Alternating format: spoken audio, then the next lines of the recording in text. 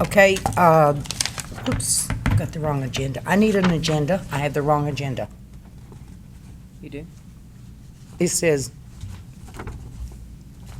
Was that last month? no, I got the right one. I'm sorry. You're good, no problem. Sorry about that. Okay, June the 2nd, Board of Cosmetology meeting is called to order. I'd like to have a roll call. We'll start with Ms. Williams. Courtney Williams, present. Lisa Murray, present.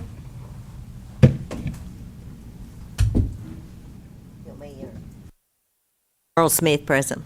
Nina Coppinger, present. Linda Colley, present. Rufus Hereford, present. Pearl Ali, present.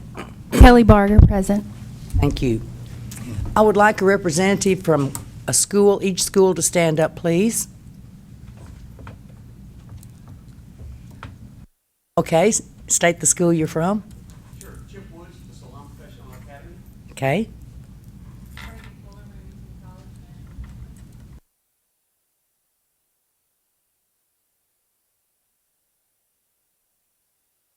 Thank you very much. Welcome. Okay. In front of you, you have a copy of the minutes of May the 5th. Are there any questions? If not, I have a couple. On page 4, under miscellaneous request, the request for workshop approval on August the 3rd, and then goes further down about the workshop. The board member will attend the seminar. I just think that the two workshops should read seminar, because we've never called them workshops. We've always called them instructor seminars. Okay. And the workshop makes you think it's something different from what we've done in the past, if that's okay. And then on page 6, very last paragraph, by reciprocity, initial license issued April, what does that read? And I ended up giving you my only copy. I can take, you had yours and you've got the one for the signature? Oh, thank you. Yes, I do. I'm sorry. Typo. It's either 2010 I or can't tell what- 2011, yeah. I guess. Just can't tell which one it I'm going to is. leave you the signature sheet.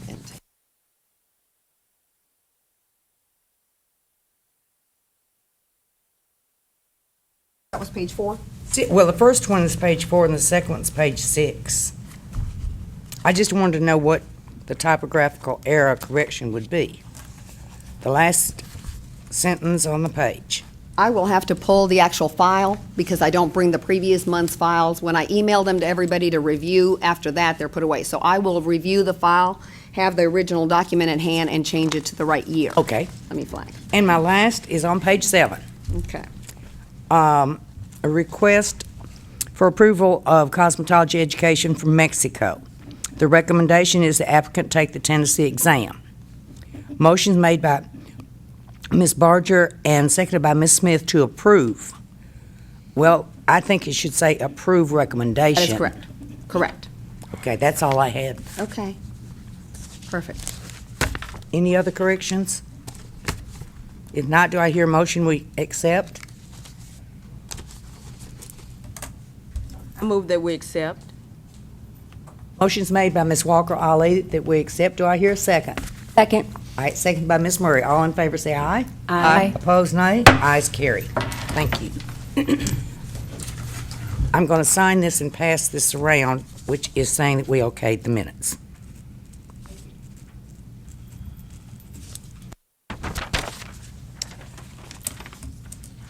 George Samsel.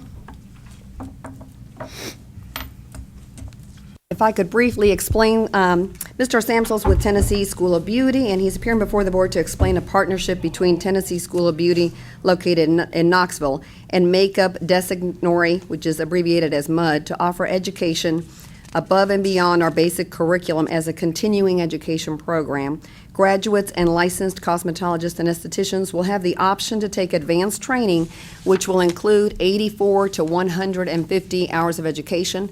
This program will also be offered to non-industry professionals as an advanced workshop. Since this program will be advanced training above courses that are approved by the Tennessee State Board, there will be no need to receive monthly hours on them.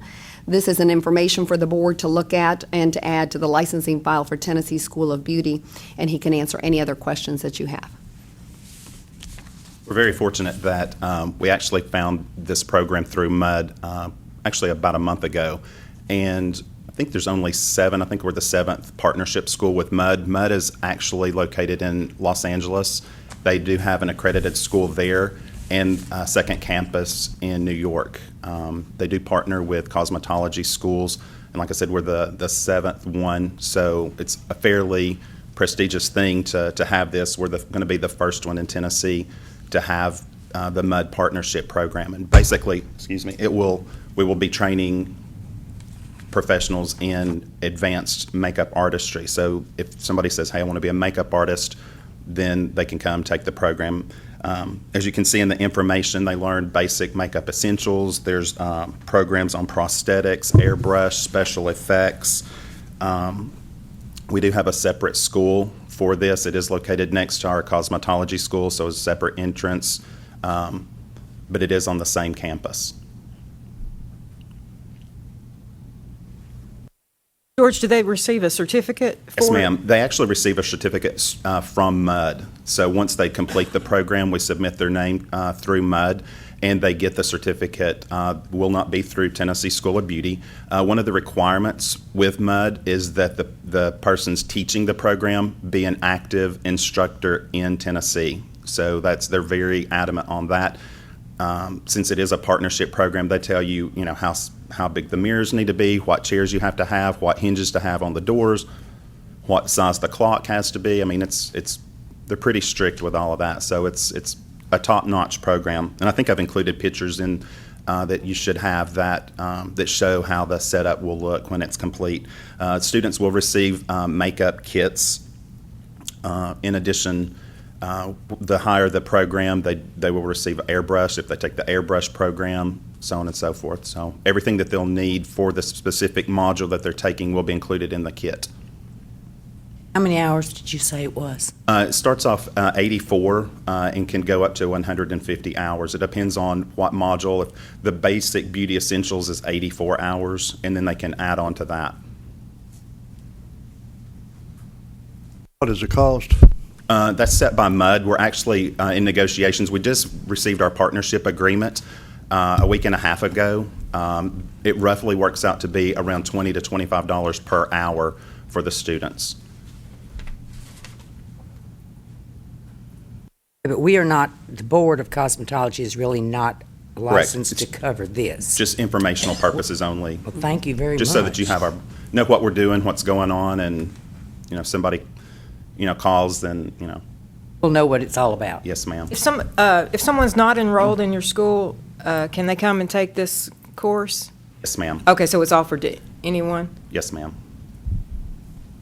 Are individuals required to have any prerequisites like previous makeup experience? No, ma'am.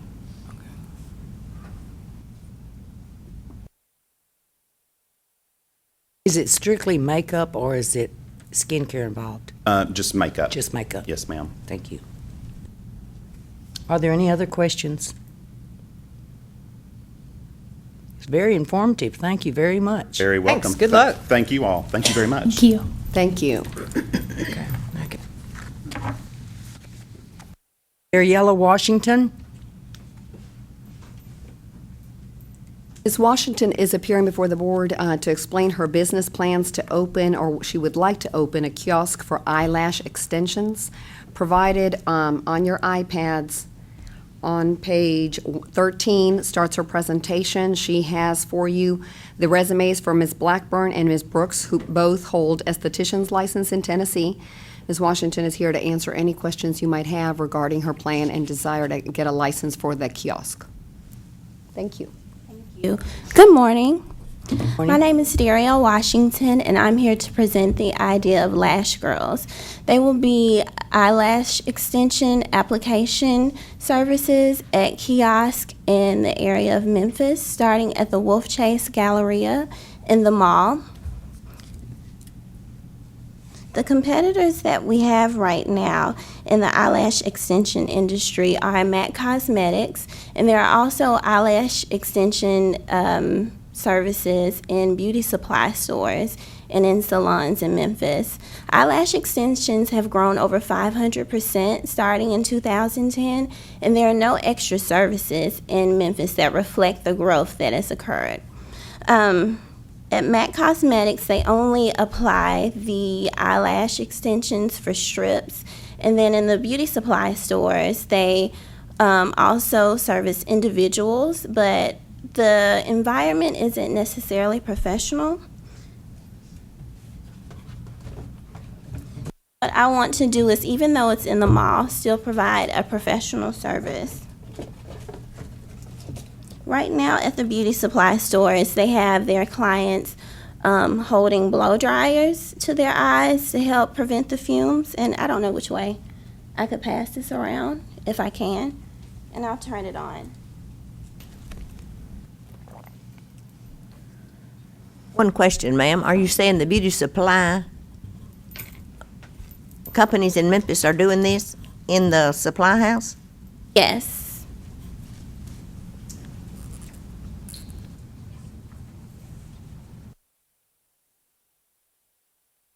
They're not a And- business. Is this a mean- fan? Shop. Yes, it's a fan. Can I keep it? I'll get it back to you at the end of the meeting. The fan, it's an excellent source to get rid of the fumes from your eyes, and it's also made out of paper, so it won't hurt the estheticians if they knock into it while they're applying the eyelashes. We'll also be using puffers as well to help dry the eyelash extensions.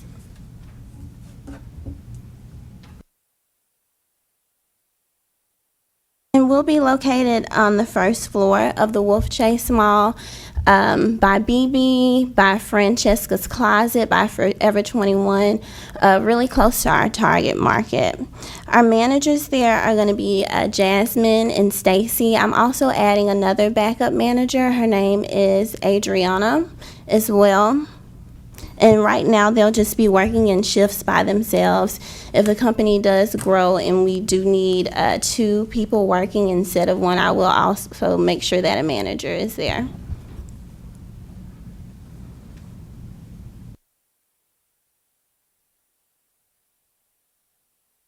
There are a few adaptations that I'm requesting because they aren't necessary for the eyelash kiosk. The first one that I'm requesting is that we use magnifying glasses in lieu of the magnifying lamps. I brought a pair that can be passed around as well.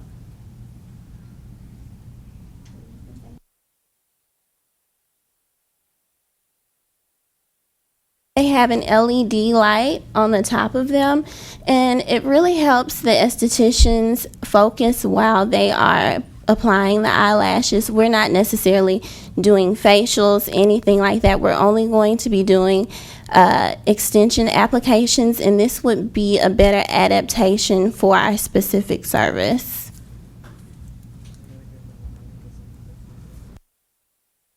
I'm also requesting that we use esthetician chairs and or reclining barber chairs for the services. We do not need a full facial bed. What the estheticians really need is a chair that allows the client's back to be reclined so they can apply the eyelashes on easily. The third adaptation I'm also requesting is that we are able to use a hand sanitizer. The kiosks do not have hot and cold sinks available. However, if you look at the map that I've provided, we are directly across from a bathroom, which would be about the same distance that you would have to be in a salon from walking to the front door to a bathroom if hand washing is necessary.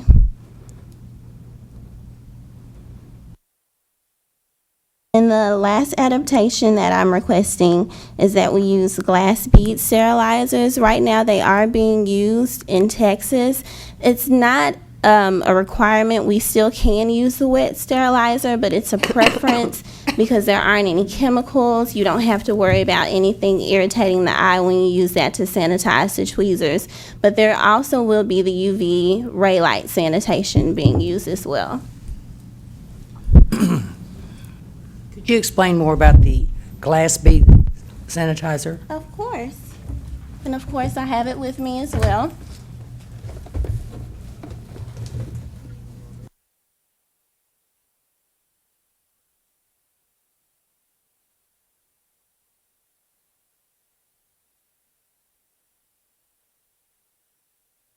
The glass bead sterilizer uses 425 degrees of heat to sanitize the tweezers. You just turn it on, which we do have outlets at our kiosk, and you just put it in there for 20 to 30 seconds.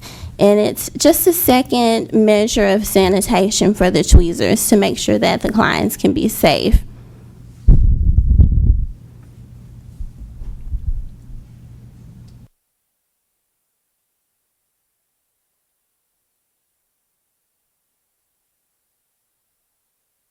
I'm sure these women know the answer to this, but what do you mean by stripping an eyelash? An eyelash strip.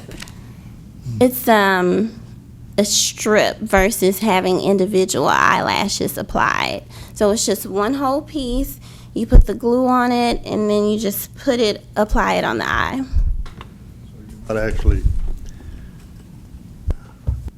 You're not actually stripping the eyelash. Right? No, I'm sorry. I apologize for the confusion. No Doesn't matter. stripping They of know any. I don't. No. You haven't tried one yet, I right? haven't tried one yet. Maybe you can come to Memphis and be our I'm first. on my way. Well, I've just recently had one interesting, not unfortunate, almost, experience with eyelash strips. And I'm not a fan, but the tweezers are used for what? The tweezers are used to position the eyelashes. So either if you're using a strip or individuals, they should grab the tweezers to pull it and then apply it on your eyelash line. Okay.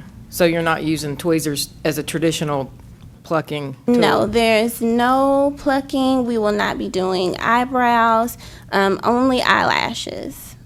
No waxing? No waxing. So Rob, is this anything that we regulate?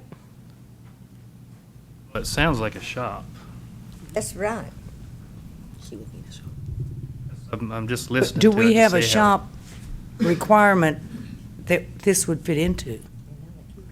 Been looking, I'm not finding though. You have to practice within a shop to do aesthetics. A mobile facility. Well, I had another question. These people are going to be estheticians, is that correct, ma'am? Yes, ma'am. How can these beauty supply houses be applying strip lashes unless they have an esthetician and they are licensed? It's for in a retail establishment to demonstrate or apply or both without charge. If they're doing it, They're charging. In Memphis, they charge for that. they don't need to be doing that then. And in some of the beauty supply stores, they have salons, Actual salon, actual salons, yes. okay. Some of them, right? Some of them. If I can add, this actually won't be a mobile facility. It will be a kiosk. It will not move. It will be in the same area of the mall at all times. And I do recognize that it should fall under a skincare facility. That's why I'm requesting certain revisions to apply for the eyelash extensions specifically, because it is different. Would this be considered makeup, though? I mean,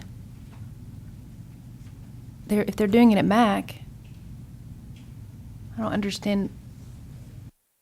She's doing the service, she's not Okay. selling the product. Right. If you're selling the cosmetic, then that falls under the exemption, but actually doing the service, such as Okay. the waxing, then that, So she Falls needs different. this license to operate? correct. Okay. Needs a shop license. She needs a shop license. And they're, Because- they're licensed estheticians that are doing it? Yes, and They they do it in can't shops. practice outside a shop. Right. Okay. Now, the requirements for a shop are in the rules. And of course, you're probably pretty familiar with this laundry list of things that are required. My opinion is I don't think you have the authority to waive any of these. I understand the bathroom adequate facilities, that's pretty common in a mall, you know, you don't have to have one in there. But the sink thing, and I don't know. If you did have the authority to waive it, I think people would be asking you for waivers all the time. Already had some in the past. I just have a question that may not relate, but if it was someone that were not licensed estheticians, couldn't they just open a business? They can't do things that require a license to do. Oh, applying eyelashes, that does require a license. I think that's specifically a regulated Okay. activity. Okay. So they're doing something that's regulated and they are licensed. The problem is to make this into a shop. Right, I understand that. Have you checked into getting a sink for your establishment? Yes, ma'am. There are portable sinks that are available that we can use that do have valves to provide hot and cold water. They actually have kiosks in Atlanta. Whether they've been approved by the board or not, I'm not sure, but I have gone to go take a look at those last week, actually. And they do not have the hot and cold sinks. But you considered opening a traditional salon physical space, and then that would take care of this? I have considered it. I just think that it would be a great and innovative opportunity for Tennessee to be able to have it in a high traffic area where it's easily available. I think right now so many people want the service, but they don't know where to get it, and putting it inside of the mall makes it easily accessible. But you could have a storefront in the mall as well, if there's one available. I'm sure that a kiosk is a lot less expensive than an actual storefront, but I'm just saying, if you obtain a salon with respect to the physical requirements, then you wouldn't even have to be here today. That's a possibility. I just think the kiosk idea is awesome, so you have to try if you believe in it. Good idea. And the last thing we want to do is stifle innovation or keep somebody from having a business. But I think it probably would be easier if you got a building or figured out a way to get everything in there.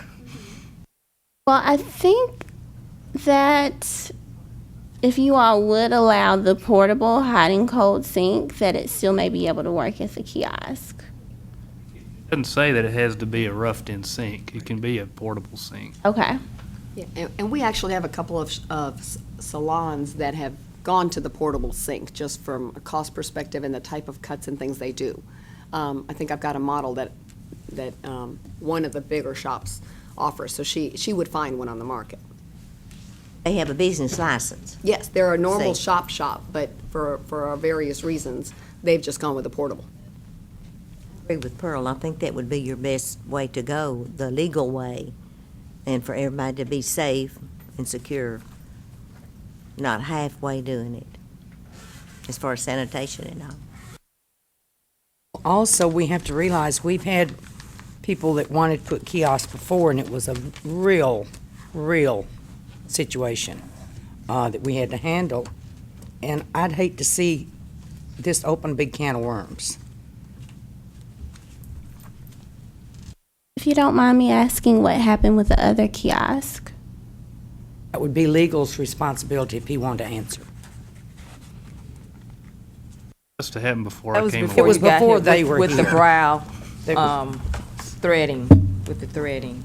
Oh, okay. Sorry, I forgot it was before you.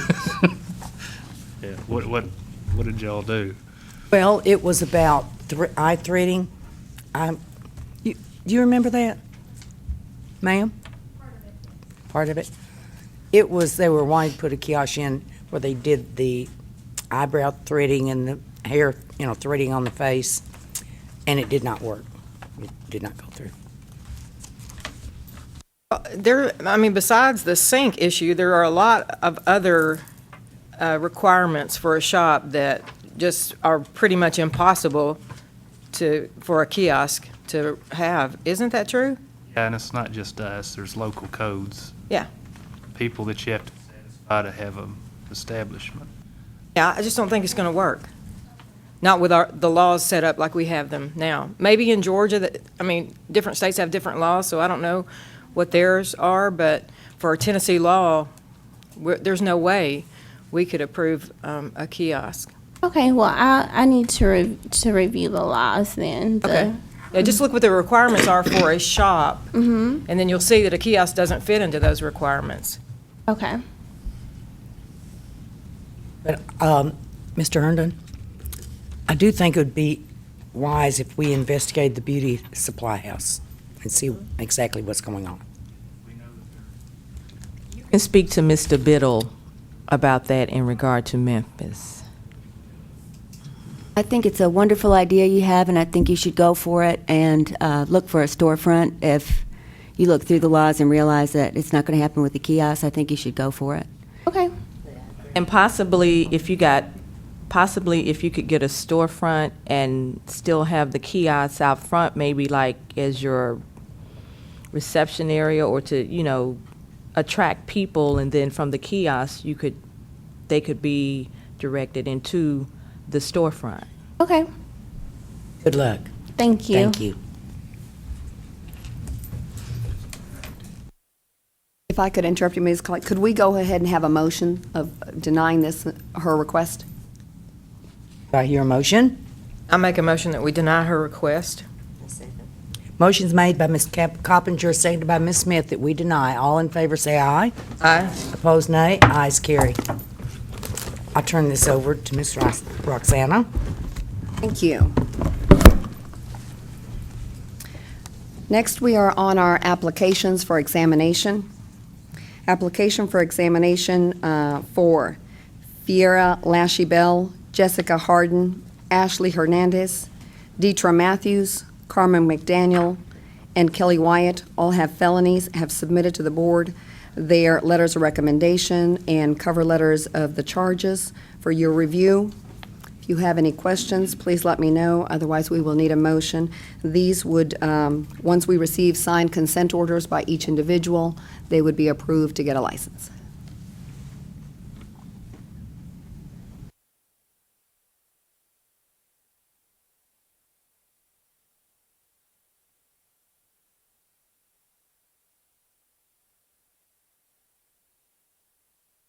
Have all of these documents been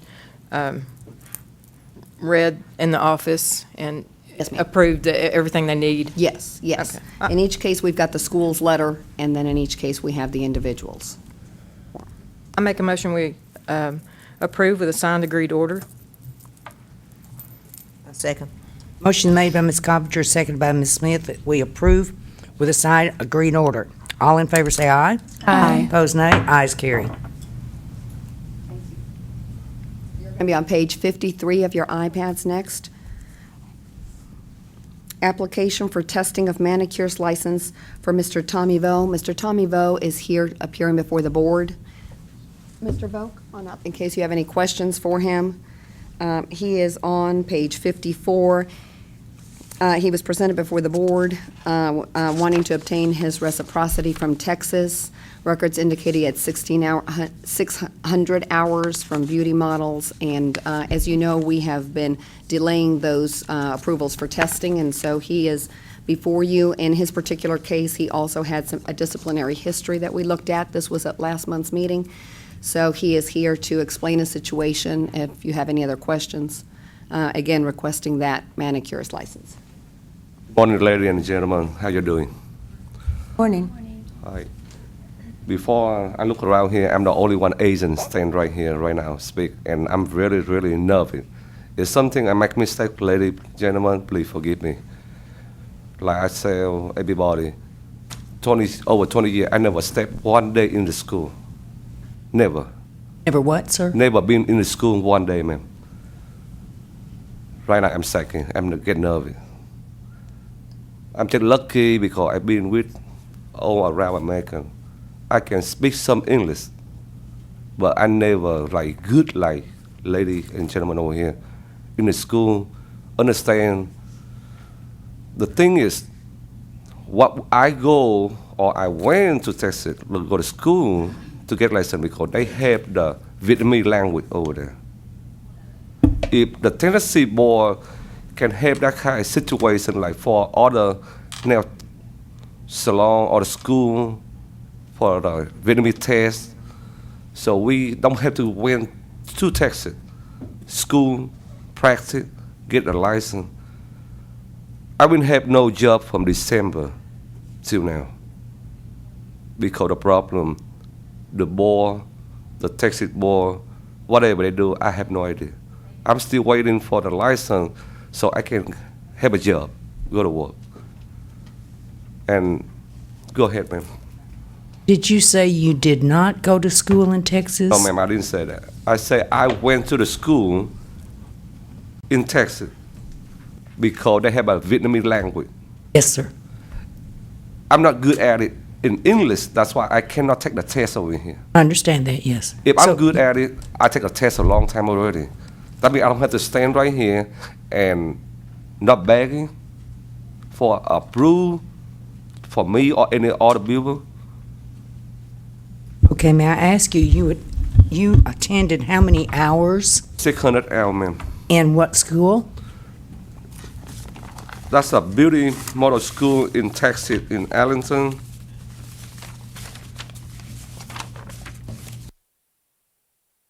Give me everything messed up. When we presented him last month, the school information was there along with his entire application. That is one of the school that Okay, Texas that's is one of reviewing last right month. now. And Mr. Vo and I had the opportunity last week to talk in person, or maybe more than a week ago. And so he did want to answer all the questions you might have. I've explained to him that until this investigation's complete, the board's position has been to wait. Unfortunately, that is affecting some licensees until that's resolved.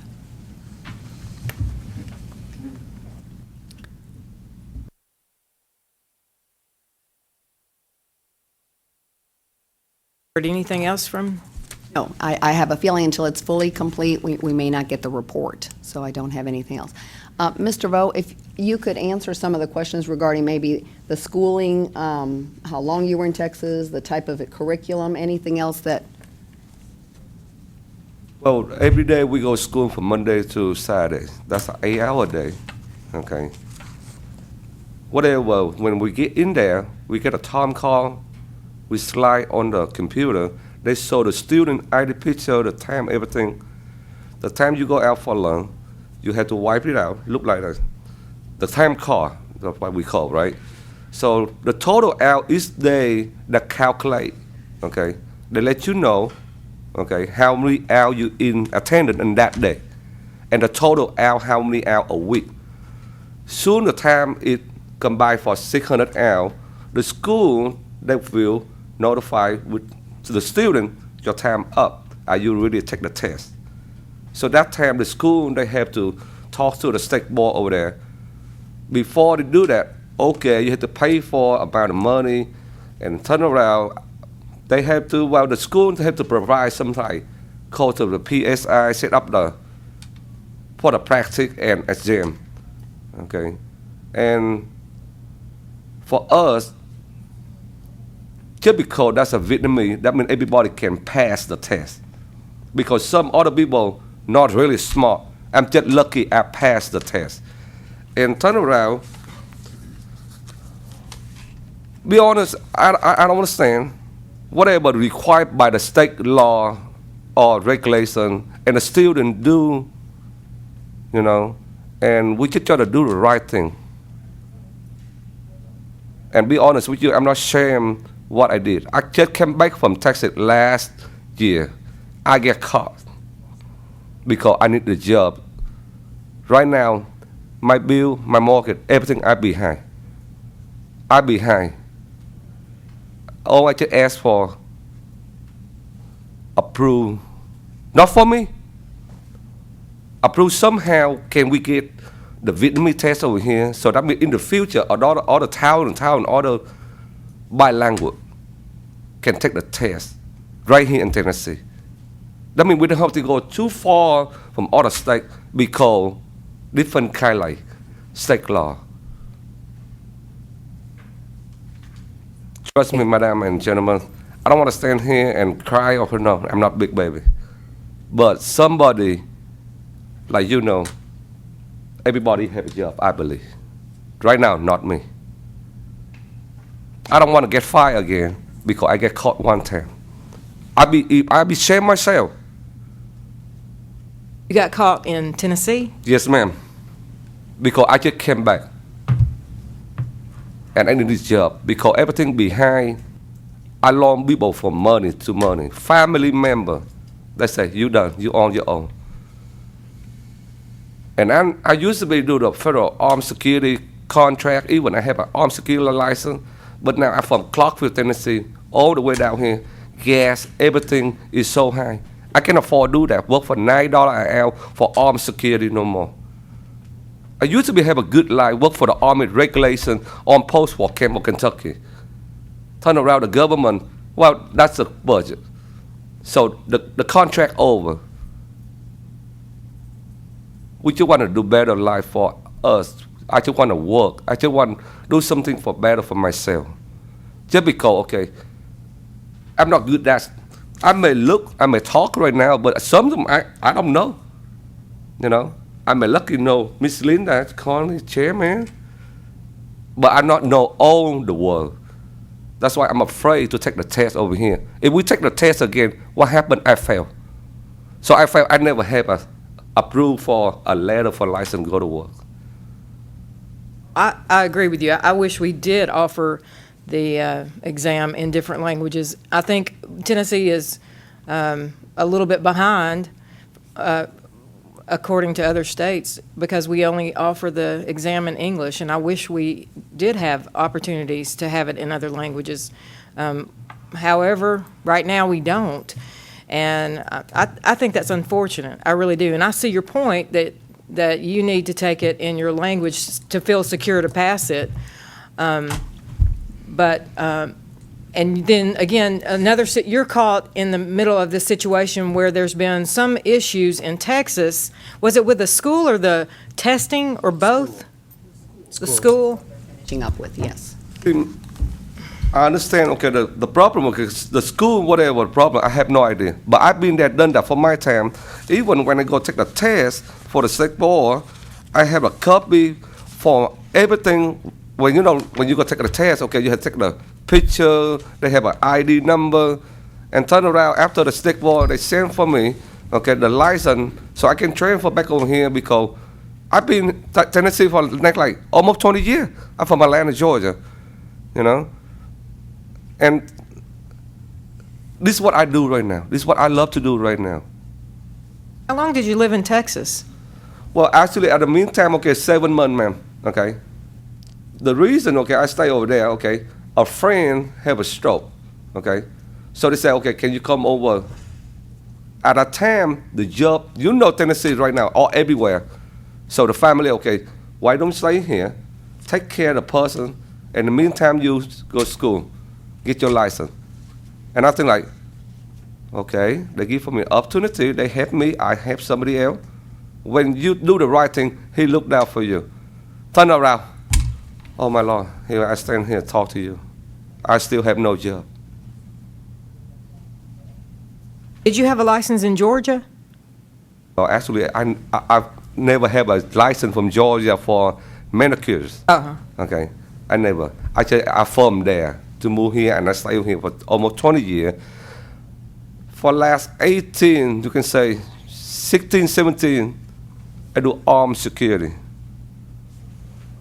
You can call work for unarmed security for $7 an hour to 2000 Y2K, The company upgrade me to armed security. But turn around now, every job out there, they pay less because the government have no money. So I'm from Clarksville. If you want a good pay, you have to ride all the way to Nashville for $10, $11 armed security.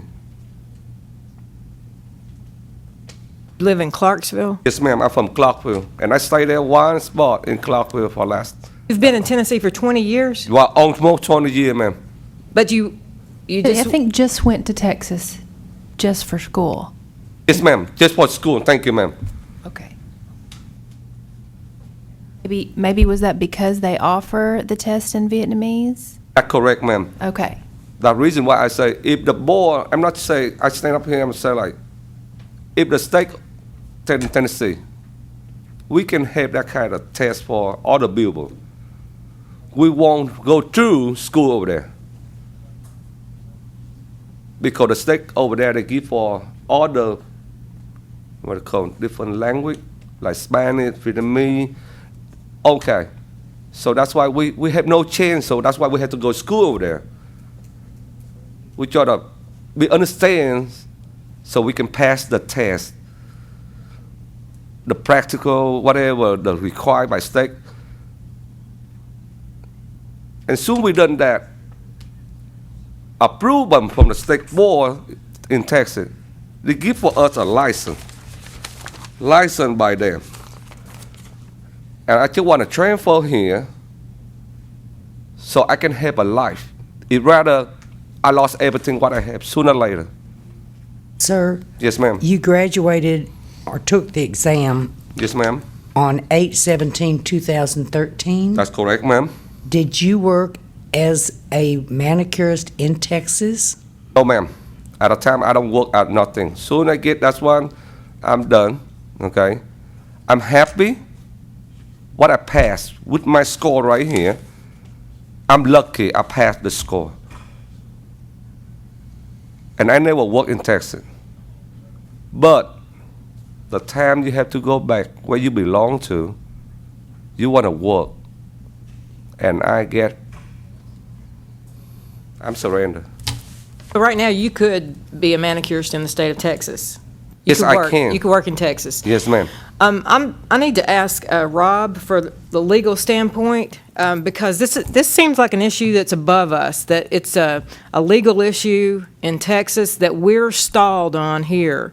So I just need to ask you your opinion. Every applicant needs to meet minimum requirements.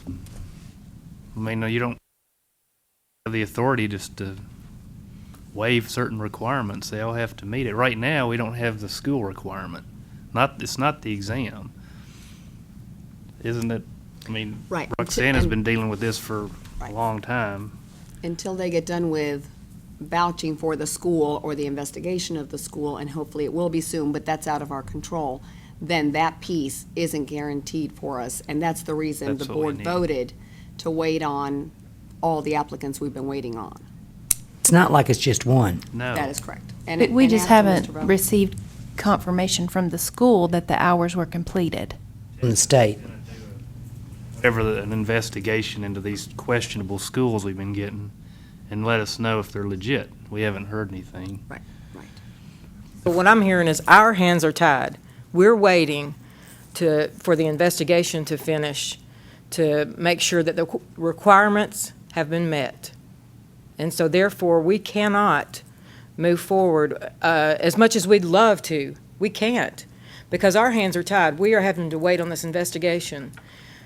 And we would be out of order to approve you, because, like I said, our hands are tied. We can't go forward without this investigation being completed to confirm the hours, because like Rob said, the certain requirements have to be met, and we don't have verification that the school hours have been met. And that's not us. That's because of the investigation in Texas. I understand what you mean, ma'am. But take a look this way. To me, the way I'm thinking, if the school is not required in Texas, so how come the state board over there can approve for me to take the test? And they don't want to give me for the license. So somebody don't do it right. Right, well, that's what they're But investigating. turn around, I do my part, and somebody screw up. Now I'm the one screw. I'm sorry to say that. You know, I didn't mean to use the high level people. I be polite to everybody, but sometimes maybe I say a little bit wrong. Forgive me. Okay, I'm the one gets stuck. How about that? Okay, or other people. I see. And we're stuck as well. You're stuck in the middle of this because of this investigation, because of some sort of, we don't know what has gone on at these schools, and they can't, so it's on hold. Everything from those certain schools in Texas is on hold, which therefore puts us on hold to approve anybody that has gone to those schools. So we're frustrated as well because we are stuck waiting on this investigation, just like you are. Believe me, ma'am, I'm frustrated more than you do because I have no job, Well, you know. yeah. I'm the one, Bryce. okay, think about at night, okay, what we do tomorrow. We, being Tennessee, are not doing the investigation. We are waiting on Texas, who is doing the investigation. It was their decision to do the investigation, not Tennessee. And we're waiting for their approval on the situation before we, as Tennessee, can approve. You just have to understand that. Yes, ma'am, I understand that. We cannot do anything But to me, I legally. feel like, look like I'm a criminal. I'm the one get stuck right now. Look like I didn't do it, but yeah, you did it. Okay? Because everything we go through, step by step, we've been there, done that. Typically, somehow, okay, they messed up. I don't know how. Well, you're innocent till proven guilty, but there's an investigation going on. So we're waiting to see how this all pans out. So we cannot, as a board, I don't feel like, we'll take a vote on it, but we as a board cannot approve you because the requirements have not legitimately yet been approved. The requirements are not there until this investigation is finished, and that's why we're stuck. I do have a question. Do we approve that people have the option of taking the Tennessee exam? In this case, it's not the exam. Okay, it's the hours. Okay. You know, you're the gatekeepers of these professions, and you have to ensure that everybody that we give a license to is qualified. Okay, so it's the hours that we're waiting on? Yes. Okay. And I know it's inconvenient, and I'm sorry, but But could he request to take the test? test isn't the problem, though. It's the school hours. He can't prove that he's got enough hours for you to approve him. So is he here today because of our request, or he requested to be here? Requested to be here to explain and answer any other questions you might have. I've explained to him that based on the investigation still going on, your decision had been made and your hands are tied until Texas completes it. He wanted to explain the situation in case you could do anything, but when we discussed it, Mr. Rowe and I explained that basically we are on hold and we've put a lot of people on hold and we understand why, but there's not a whole lot we can do because of the school hours piece. Originally, we had approved Texas applicants to test, and those that are coming from a school that has been approved by Texas, we are allowing to test. They're not coming in through reciprocity right now, none are. But if the school has been approved, we are putting them directly without you having to hear them. And next, you'll hear all those from the schools that are questionable so that we can send letters saying again that they're on hold. And Mr. Vo's situation would fall in that because it's the school hours that aren't being confirmed. Okay, I understand. Are we still looking into obtaining a company that offers Yes. the test? And what is the Yes. status of that Yes, at this PSI time? offers it. It needs to go through the legal processes of approving the cost, of deciding the languages. So it's completely out of my hands, but it's within Commerce and Insurance, and they're looking at it, and we'll get it. It's just not a quick process, but absolutely, we need to offer it in the languages that our demographics demand, and so that's a definite need, and we're well aware of it. We will need a motion for your decision. And if you look on page 2 in the minutes of last month, at the very bottom of page 2, this is the same identical thing, and that was our motion.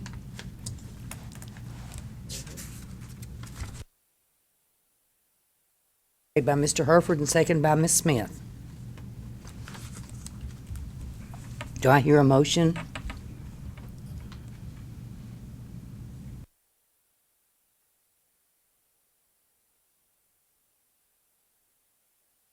Madam Chairman, at this time, there's nothing we can do. So, Your motion would be to deny his reciprocity at this point, and what we've done is we've denied licensure or the alternative for them to appear and explain their situation to the board, which is Mr. Vo read in the letter, and that's the reason he appeared. But unfortunately, because the investigation's still there, then you would be either approving his request for reciprocity or denying it. this time, Yes, Mr. Herford. These hours were sent into the state. Is that correct? His hours at the, His hours at the Texas school when he completed were sent from that school to Texas at that time. certified hours, were they acknowledged by a notary or? I'm not in Texas. I couldn't answer that on their behalf. That's why they're looking at everything.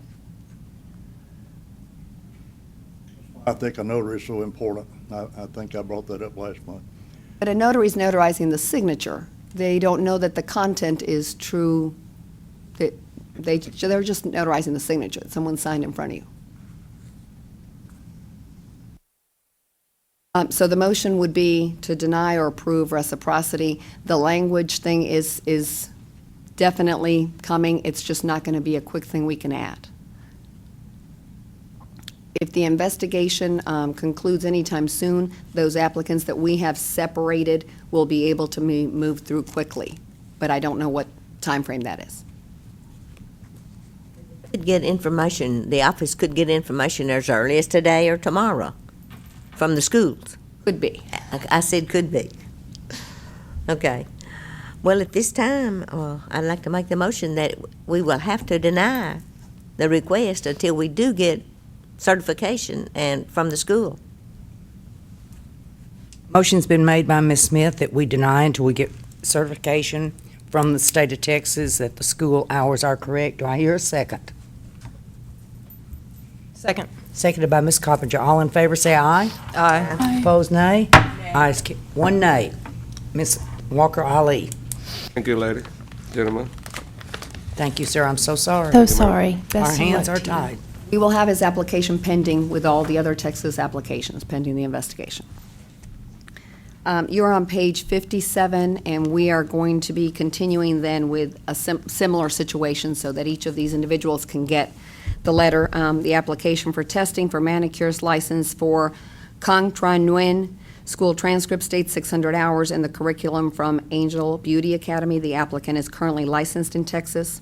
However, Texas Board has notified us that Beauty Models is currently under investigation by the Texas Department of Licensing. The recommendations that the applicant be denied licensure or in the alternative appear before the board to explain his actions. Need a motion? Is it necessary to include that they appear before the board while the investigation is still going on? You want me to take that out and just be denied? As far Yeah. as Anything. Yeah, Okay. because it's a waste of time. Some false hope that it's going to make a difference by them appearing here today. Yeah, if there's a pending investigation, we're stuck. Okay. Absolutely. So the recommendation would be that the applicant be denied licensure and the application be left pending. Does that sound? Is that a motion? I make a motion that we deny licensure and while the investigation is pending. A second. Motion made by Ms. Coppinger, seconded by Mr. Herford, that we deny and go with the recommendation from, I just went blank. We deny, and they are not allowed to test until the investigation's over. All in favor say aye. Aye. Opposed, nay. Ayes carry. Application for testing of manicures license for Thuan Ngoc Nguyen. Records indicate 600 hours received by BL Cosmetology School, and the applicant is currently licensed in Texas. However, the Texas Board has notified us that BL Cosmetology School is currently under investigation. The recommendation is that the applicant remain in pending status and the licensure be denied. I make a motion licensure be denied as, while the investigation is pending. Motion's Second. made by Ms. Coppinger, Second. seconded by Ms. Murray, that we deny. All in favor say aye. Aye. Opposed, nay. Ayes carry. Are there several of these? Yes. Can we We can skip through them and we can. Absolutely. make They're a all the motion? same and they're the schools. So If they're I- questionable schools, we can make the same motion. Yes, and we will carry the motion made by Ms. Nina Coppinger and seconded by Ms. Lisa Murray. Is that okay? May I ask a question, please? Yes. How many schools are involved in this investigation? Right now, I believe it's 13. 30? 13. 13? How long has the investigation been going on? About December. But they've not dug into the schools since that far back, so they've investigated other parts so hopefully soon. That is the last part that's on your, I had to split the presentations into two because of the two PowerPoint that took up room. So if you will hit somewhere in the Did middle we- of your iPads. Did we have Take a a break? motion, but did we take a vote? Yeah. Yeah, we carried the same Okay, we motion all carried the it. way through these Okay. applicants. And they end, the last page on your iPad is page 109. That would be, I believe, the very last one.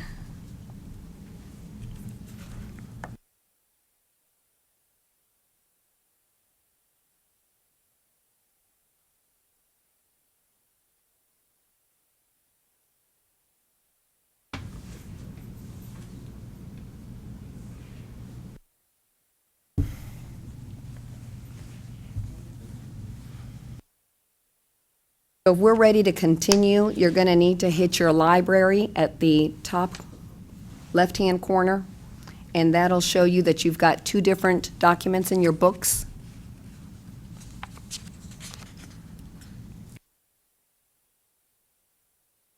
Everyone there? So we are on the miscellaneous presentation, starting page 1.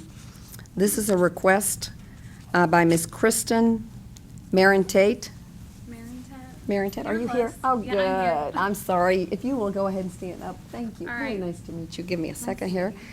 Ms. Marentate is appearing before the board to request an extension pursuant to TCA 62-4-123. This is regarding the 7-year requirement to complete her hours. She started her cosmetology hours on June 5th, 2007.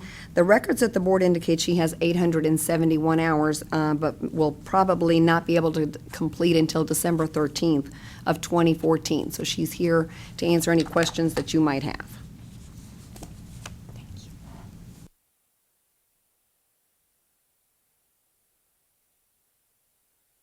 Yes, my question would be, why have you not continued your education? Well, I've tried several times, actually. I started at Volunteer Beauty Academy, and when I was 18, I thought I knew everything, so I got married and left with a guy in the Navy. And it didn't work out, and I came back, and I tried again at Madison University of Beauty. I became pregnant and wasn't financially able to do it then. So some time has went by. My youngest child's almost 2. So then I decided to leave the cosmetology hours alone because I knew they were getting close to expiring. So I enrolled in school at Paul Mitchell in their barber academy.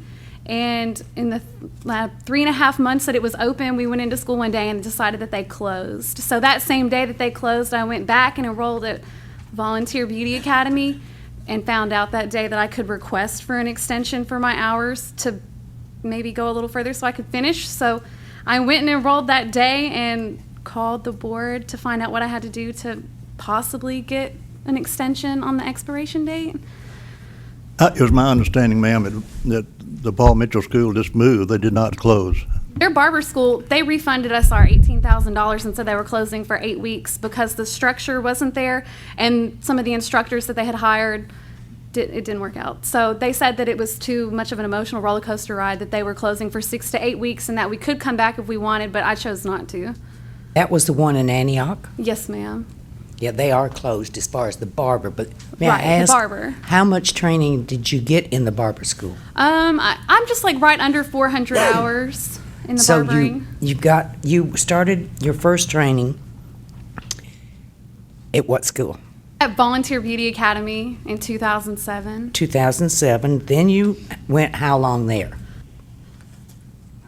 I guess I got 760 something hours before I dropped and left. Okay, and then when did you come back? I came back and started school at Madison University of Beauty in 2010, 2011. It was That like December of 2010, I think. That was after you married? That was after I married, left, lived in Virginia Beach, came back, got divorced. Okay. And then what? And then I went to Madison for about 100 something hours. I don't really know the exact number. All right, this is general. Yeah, We have a total of 871 hours that are released to the board, because unless they're paid for, they can't be released. So that's the total that we now show she has. And now you are enrolled in volunteer. I'm back at Volunteer Beauty Academy where I started. And when did you get enrolled there? I enrolled there the Thursday before last.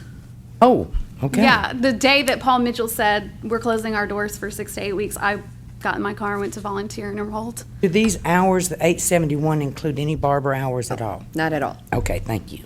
That's what got me Right. confused. You basically are asking for a 6-month extension. Basically, until the end of December, which would be awesome. I have motivation to finish. I swear I do, or I wouldn't have went and enrolled that same day. I have a question. Were you thinking that you could get through the barbering because you thought, I can't get through the cosmetology? Well, I figured if I was going to start over, like, I knew it was really close to those cosmetology hours expiring, so I figured, well, if they're going to expire anyways, I really kind of wanted to do barbering because I like men's haircutting, but it was just a really horrible experience.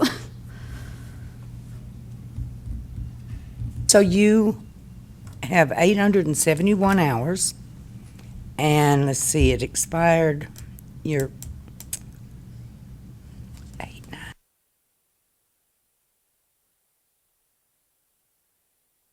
I know that I have 871, but I didn't bring the lapse from the 770 to the 871 from Madison. I don't know. I mean, I guess if I can bring them, if this got approved, it would just add, like, they would just add right back. Is that how that would work? I think that 871 might include those hours. That is Okay. the total that's been released to us. Okay, that's fine. So you're requesting, as Ms. Carpenter said, for us to give you 6 months to finish and take your exam.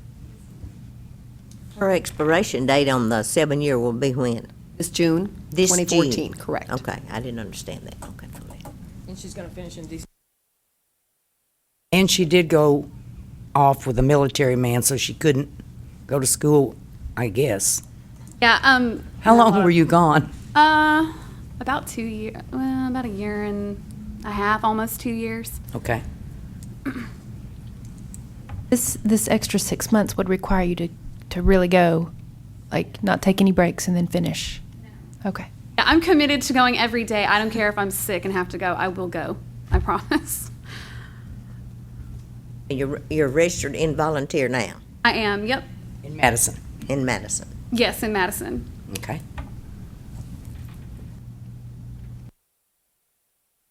You're enrolled full-time, correct? I am enrolled full time. And how many hours do you acquire per 30 week? hours a week, but every Monday is optional from 9:30 to 4:30. So you can get practically 40 hours a week if you go every Monday.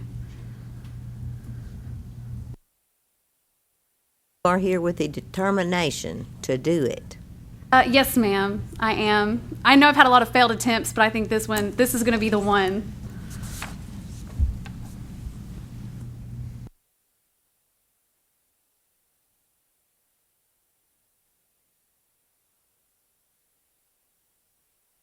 Any discussions, any questions, or a motion? If we don't have any more discussion, well, let me say, I have a young lady in my salon. My salon is her first salon. She's been with me since the beginning of the year, and she had 6 attempts before she was able to finish. So, and she's doing a good job. So we don't have any more questions. I would like to make a motion that we grant the extension for her to complete her hours. I'll second. Oh, sorry. Motion's made by Ms. Walker Ali, seconded by Ms. Barger, that we allow her an extension for 6 months. All in favor say aye. Aye. Opposed, nay. Ayes carried. Good luck.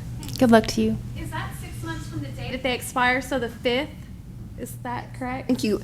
Your request in writing was until December 13th, 2014, is what the school estimated. So if that's okay, yes. Okay, I just want to make sure I have the right thing. You did. Thank you and good luck. Thank you. Next, on your iPads, we're looking at the field trip forms that are provided for you. We have a total of 20. And I wanted to ask the board's permission at the end. I'll ask for a couple of other things, but if the board is okay with myself approving these field trip requests, or if you always want to take a look at them. I know that in August, we'll have to address some of these things, but the field trip requests as they come in on the form are very to the point now. They're telling us what they want. I like them. It's fairly quick and easy for me to review them and shoot them right back as they come in and not hold on to them, and if that's okay with the board. But if not, I have no problem with presenting them as I have been. It's just something that the statute might allow me to do if unless I'd have a concern. You know, sometimes we don't get enough information, we ask for it, and sometimes it's just to go look at products and buy things, and I know that you all aren't okay approving those. They're coming in on time. They're coming Prior. in through email really quick, and then I could, again, if I can approve them, I could glance at them, throw them right back out. The plus to that is we could use them as an audit tool for the hours very quickly. When we have to hold them for the meeting and then do the response, it makes it a little more cumbersome because all of a sudden I've got 20 emails to get back out. And I can stay on top of the hours and make sure that they're with the month that they respond to. That's just something to think about. If you're comfortable with it, I don't mind it going this way. If not, they'll be presented like they are for your review at each board meeting. If you have questions with any of them, we will mark them as such. Otherwise, we'll need a motion to approve them.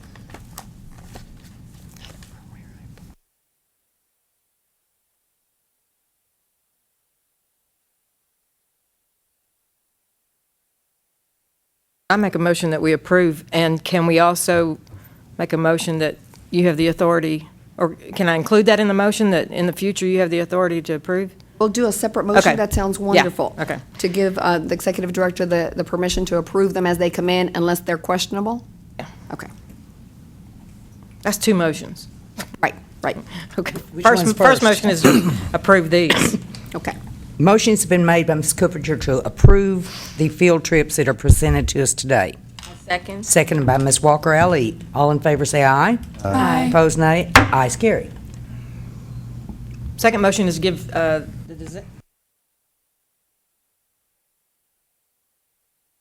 Just to speak, see if that, there you go. the executive director the authority to approve the field trip request unless it's questionable, as long as all the information is presented. Okay, motion's made by Ms. Coppinger that we give the executive director the responsibility of okaying these if everything looks well, if not, present it to the board. Do I hear a second? Second? Seconded by Ms. Williams. All in favor say aye. Aye. Opposed, nay. Ayes carry. We are ready to start reciprocity, unless you needed to take a quick break. Can we take a quick break? Absolutely, Madam Chair. How long would you like to stop? 10 minutes. 10 minutes? Okay, we're breaking. Thank you.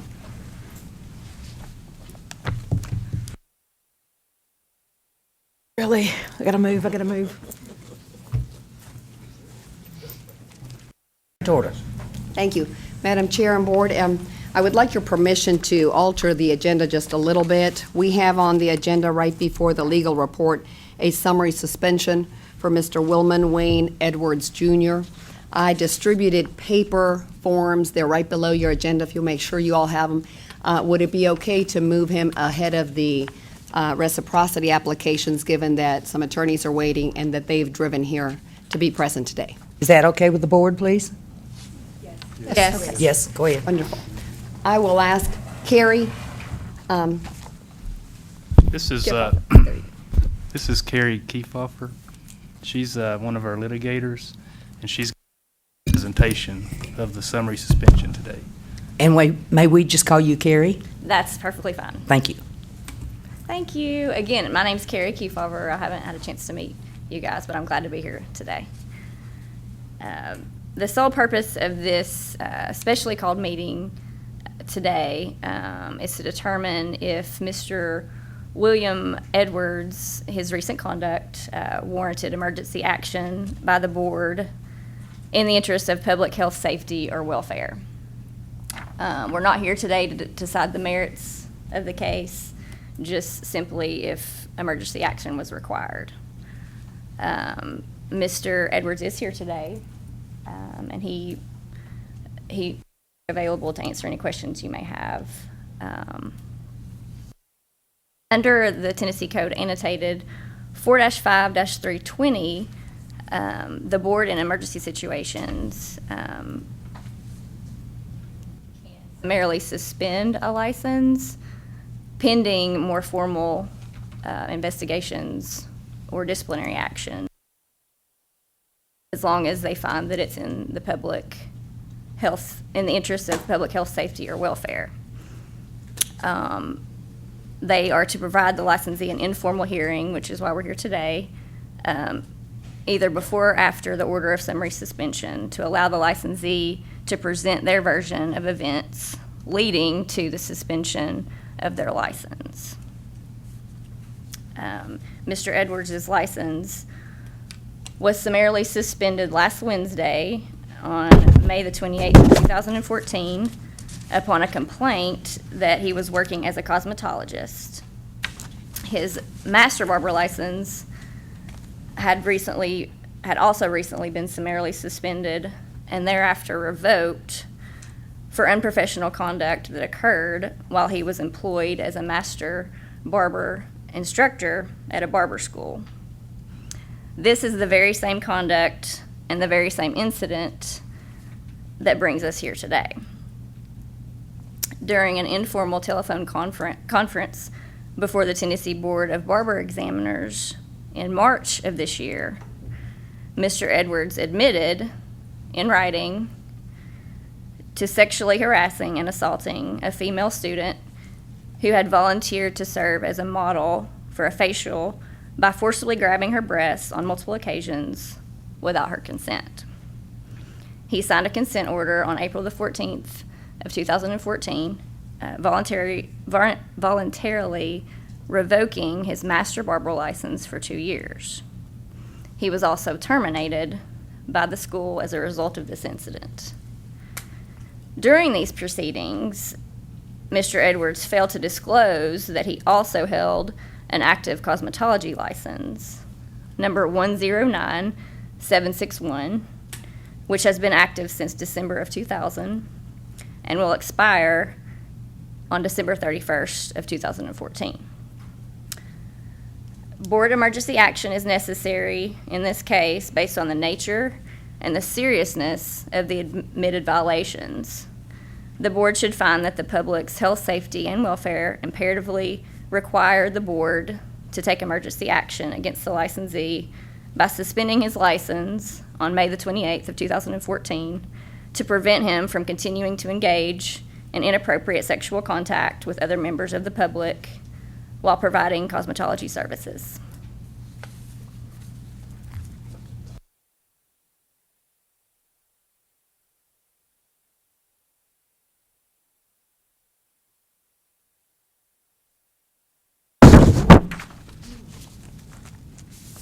Hey, the board has heard the state's position on this particular matter. As you're aware, the respondent is here. If you would like to call him up and ask any questions you have, this is your opportunity for that. Anyone like him to be called up? Sure. Please, have him come up, please. Edwards, come on up, and I believe he, you can have, yeah. Or at the, yeah.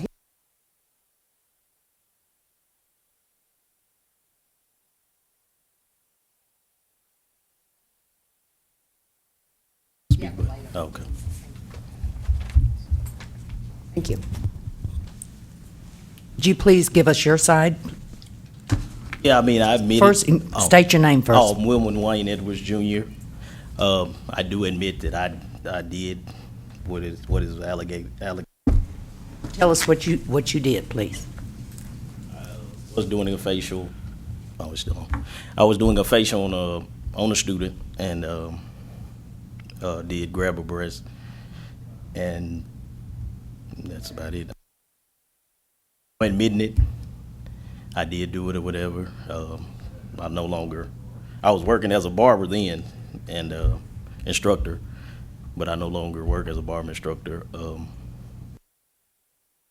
Shop using my cosmetology license. So I was using as working in the capacity of a barber at the time. So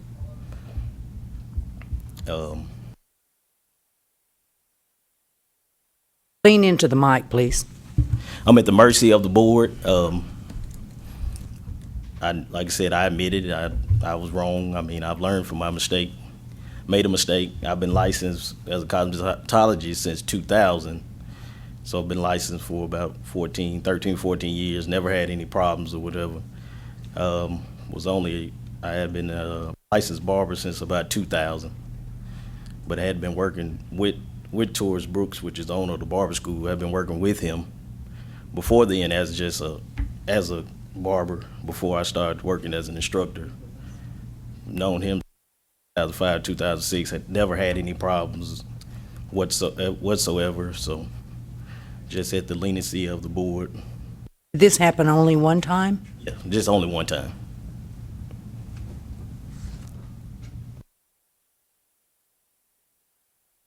Mr. Edwards, I understand that your barber license were previously revoked, and I thought I understood that the allegations made toward you are similar or the same allegations that were made once before. No, it's only happened one time.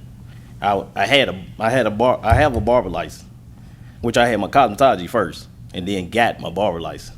Only reason I got my barber license is in order to be an instructor to work for Torres in Jackson. Well, his main office is Memphis, Tennessee, or whatever. Then I moved to Jackson to open a school for him, but I went through his school in order to get the instructor license.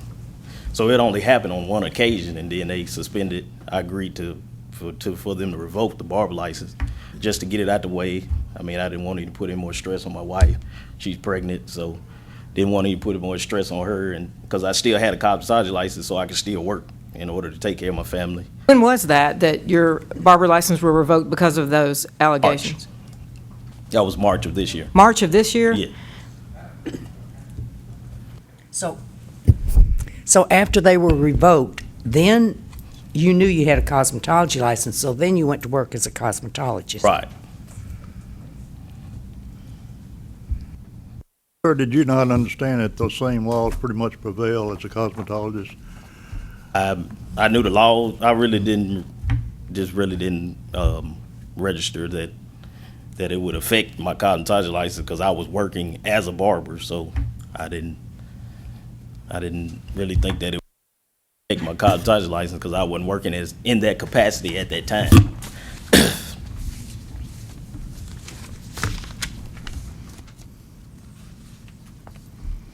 Edward, you said you were working as an instructor. Where did you go to school? I went to Extra hours for your instructor, and when did you take your instructor's exam? the barber school. I went to the barber school in Memphis. Well, did the barbering, the $750 that you have to do. If you have a cosmetology license, you take $750, and then I went through his instructor program at the barber school in Memphis. Then I relocated to Jackson, Tennessee to open up a new location for him. And When did you take the instructor exam, barber?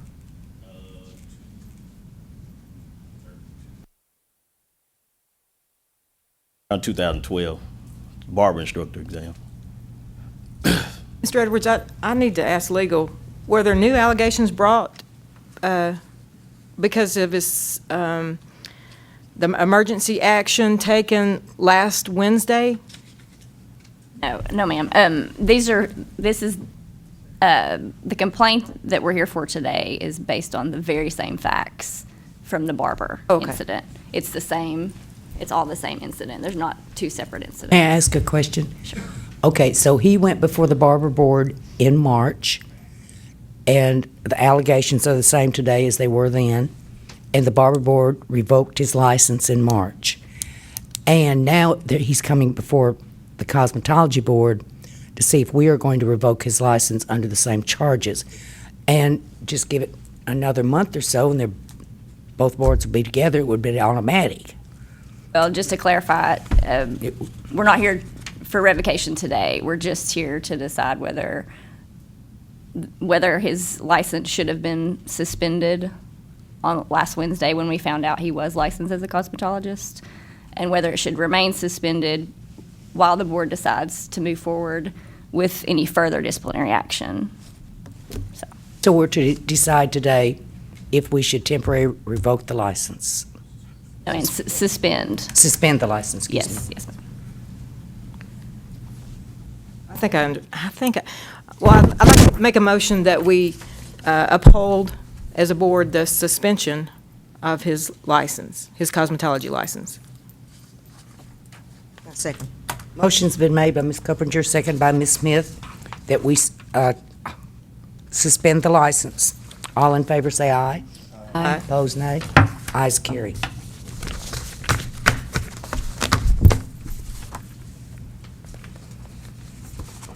What for is that? What does that mean on for as the?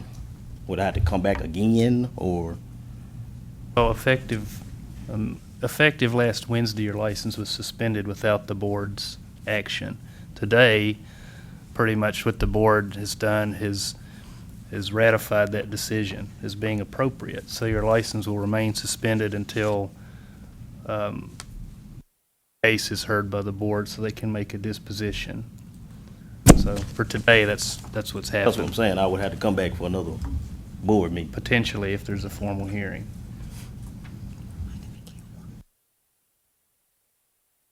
You also have to remember you don't have an active license right now. It's in suspension, so you can't work as a cosmetologist.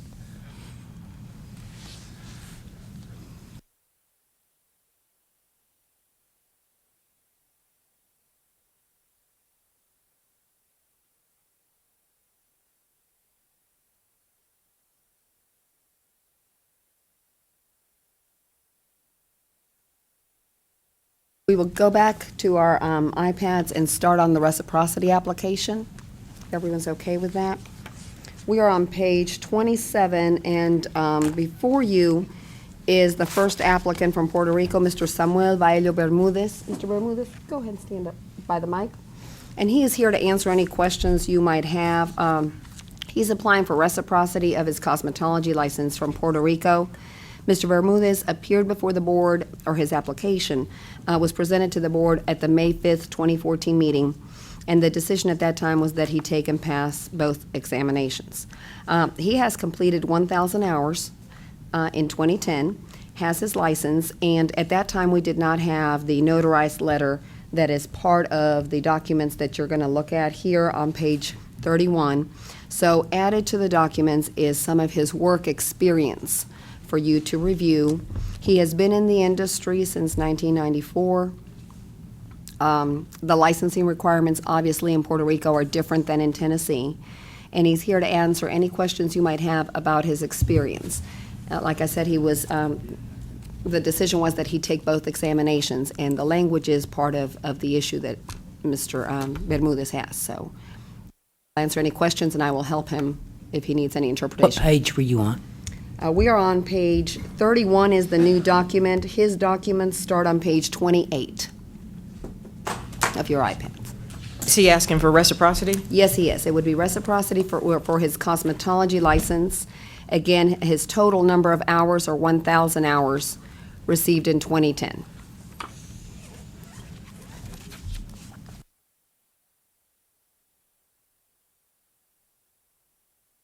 Total 1,000? That's correct.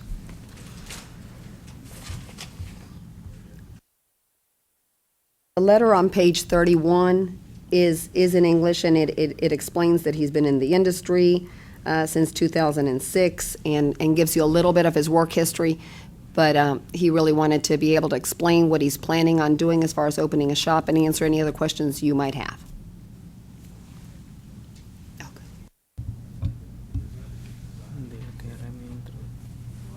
Morning. When the board requested that he take the exams, that's a problem. Why?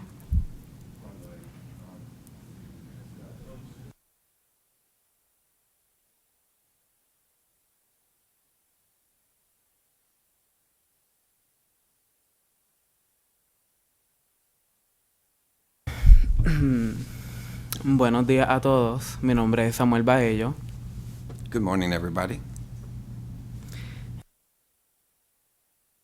Baellos. My name is Damien, his interpreter, translator.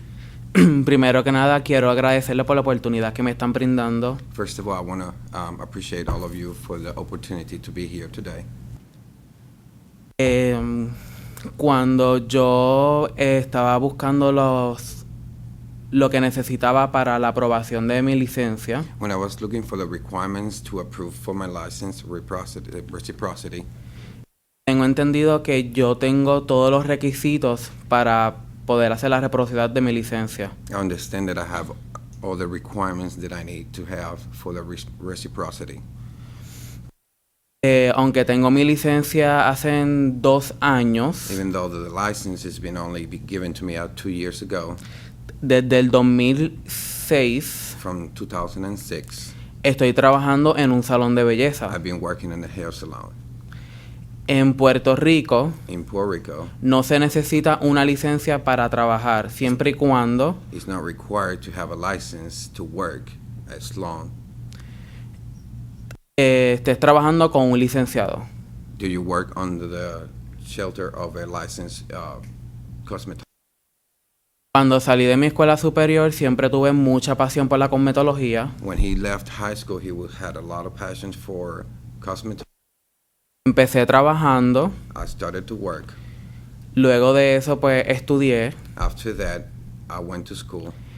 Me gradué con excelentes notas. I graduated with excellence honors, Y fui a tomar mi licencia. and he got his license. Del grupo que fuimos de la escuela, fuimos como 35 personas. From the 36 group, Y yo fui el único que la pasó completa. I was the only one who passed with 100.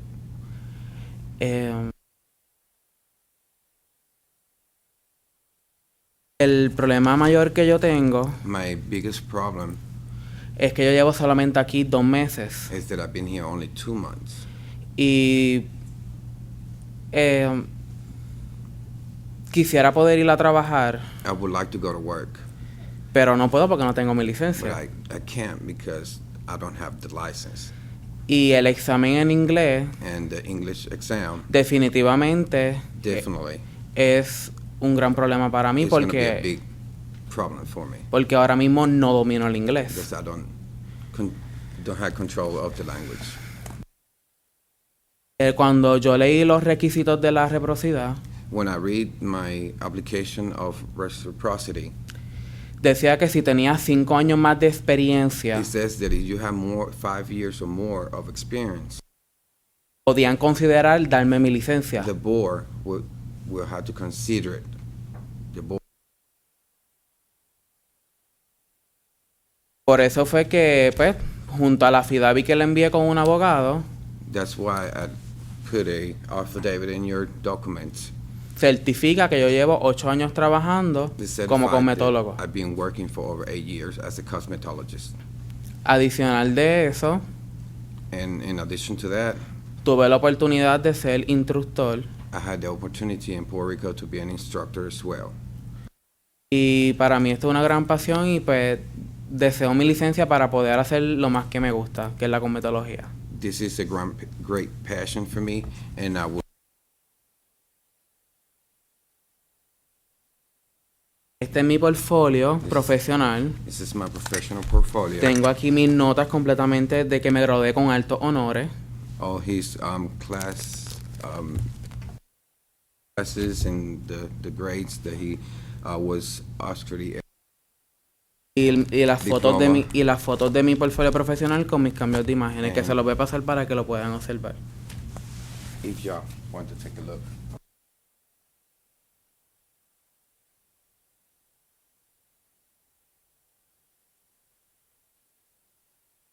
Do you have, Roxana, do you have a record of his license? Yes, and it's also in front of you. The license, again, is from Puerto Rico, and it is verified. He did not obtain the license until 2012, but it is on page 29. It's license number 22145. He received his license in 12, but he started working more or less under supervision in That is when? correct. And the letter that he provided states that he's been in the industry since 1994, but as far as working, the year that they cite is 2006, that the attorney is citing in the letter. Rob, is there, in the law, is, when it states about the 5-year work history, is it stated licensed cosmetologist? Is it stated in there that work history for a licensed cosmetologist? It must be legally, you must be working legally. And in Puerto Rico, if they don't require it, he would have met Puerto Rico's requirements, not ours, obviously. Oh, okay. Then he went back and took the exam and made 100, is that correct?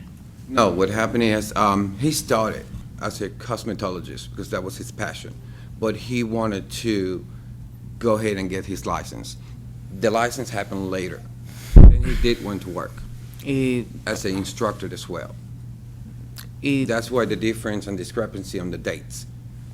He's been in the business for over 8 years, but the last, I believe ¿cuándo fue la graduación de la licencia? La graduación tuya? 2010 creo que. 2010, if I'm not mistaken, is the graduation or the license doesn't actually match your 4 or 5 years of requirement. That's why all the document was. Adicional, si yo fuera a tomar el examen, yo no me preocuparía por la parte práctica, porque la práctica es lo mismo. Más me preocupo por la teoría. He's not worried about his practice test. He's worried about his theoretical test. That is what? Theoretical test, the writing test. Theory. Excuse. Inclusive me compré este libro, He got his book to see, if he gets. pero obviamente, o sea, es súper difícil aprendérmelo de hoy para mañana. It's too complicated for him to learn it on a couple days. Y pues yo sé que si pues ustedes pues no me dan la licencia, If you guys do not give me the license or do not, voy a tener que esperar por lo menos 4 o 5 meses para poder aprendérmelo en inglés, porque el material yo lo sé. it will be real difficult for me, start. It will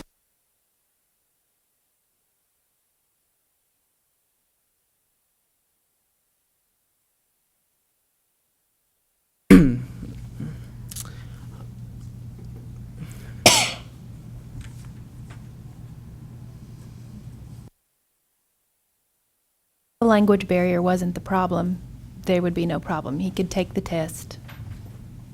Sorry? If there wasn't the language barrier, if we offered in his language, there wouldn't be a problem.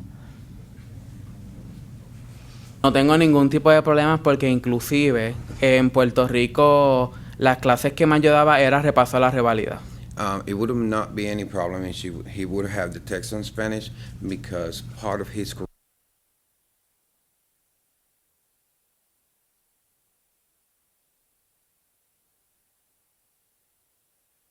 freshman course for the test itself. Inclusive trabajaba sabatino Also he worked in Saturdays para personas que todavía que van a tomar el examen for people who were in the directions to get the test. Para prepararlo con el factor tiempo, el factor cómo debe ser el trabajo, cómo debe ser la aplicación, cómo debe ser la posición, cuánto es el tiempo, todo eso. To prepare them for time, position, and trying to get through the test the way that the. On your portfolio, these are your clients or your models? Y esos son mis clientes de Puerto Rico. Yes, ma'am. There are clients from Puerto Rico. Y llevo aquí 2 meses sin poder trabajar porque no tengo mi licencia. And I've been here for 2 months without work. Adicional de eso, también estoy trabajando con un plan de negocio. In addition to that, I'm trying to work on my business plan. Porque hay mucha población latina en Memphis, donde yo vivo. Because there's a big Latino community in Memphis where I live. Y realmente los salones que hay son como salones pues como de 2 sillas y como que son pequeñitos y yo quisiera pues abrir algo como un salón gold. This type of salon that Memphis provide for the community is like a small salon, it's like 1 or 2 chairs. and he would like to make a big salon para tanto población latina como población para todo el mundo. to make the crossover, to bring the Latinos and also the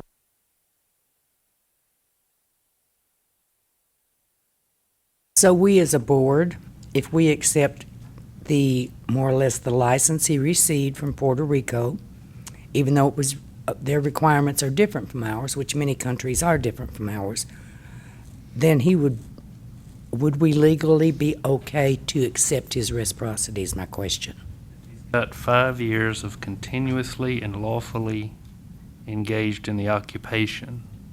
Now, when it says lawfully, it doesn't necessarily mean U.S. law. That's right. So if he's legitimately practiced 5 years, He has practiced 5 years. okay. May I ask a question? What proof do we have that he has practice other than this letter? Is there any tax? I did not attempt to confirm the letter. It's just that legal document. And like you said, it actually is notarized, but again, the notary is just the signature. But that's the only document. Mhm. And his work that he's shown you, when he did his application, he had brought in some cards as well of the models he's done. Those I didn't scan into the iPads because they take up too much space. But that's the reason he brought his portfolio, is to prove that he's been in the industry and his history and his experience. Work histories from 2006 to 2011? That's what the document says, yes. What have you been doing since 2011?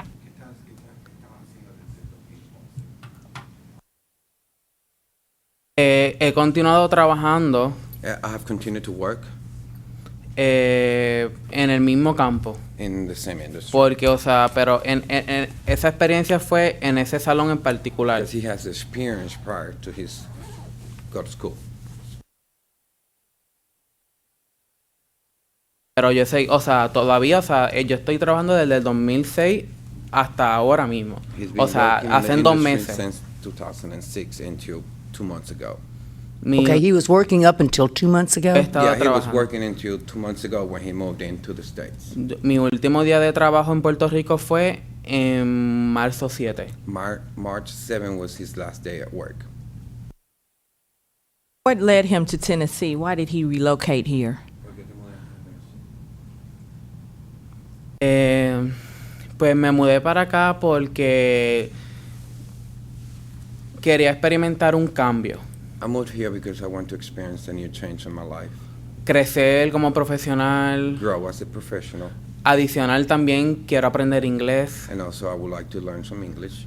Y pues sé que de aquí a 4 meses puedo ser completamente bilingüe, 5 meses.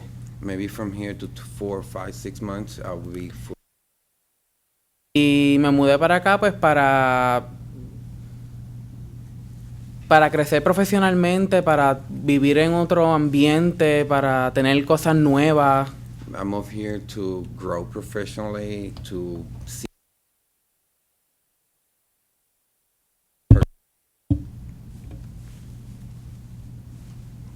Okay, thank you.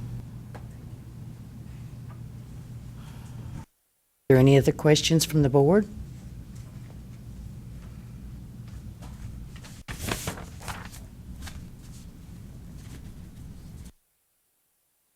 So it really boils down to, do we, as the board, accept these hours that he has worked as a cosmetologist in Puerto Rico since 2006? Is that correct? Correct.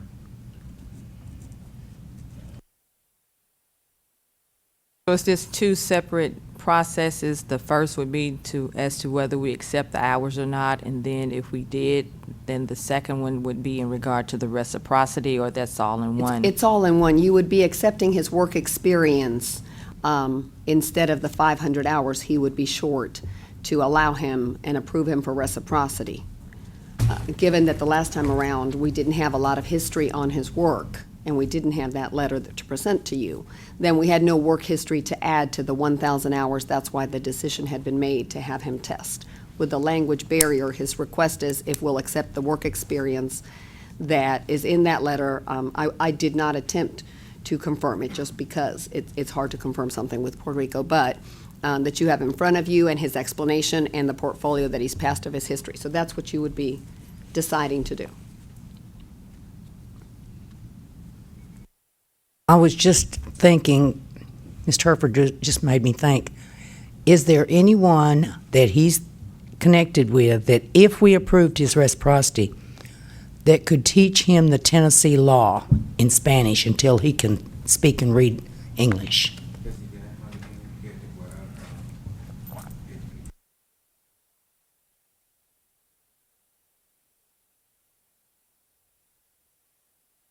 Myself? Sir? Can I offer myself to teach him? Yes, just lean into the mic, sir. I would like to, since that he lived with me in Memphis, if there's anything that I can do to help him to learn the law on Tennessee state law, I'll be glad to help. Thank you.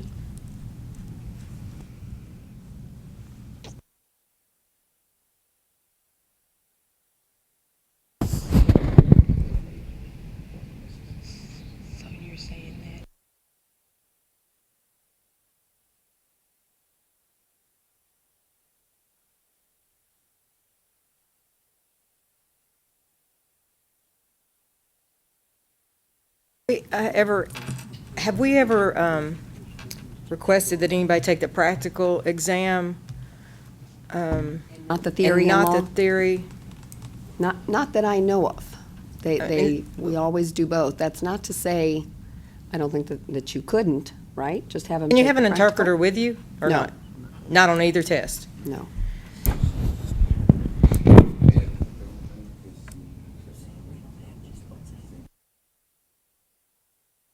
No dictionary and no interpreter. Once we have the languages, it'll all come with it, but.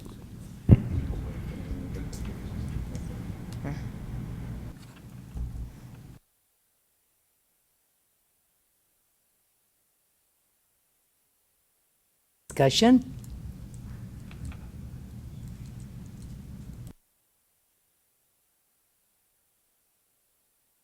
I think our board is thinking very heavily.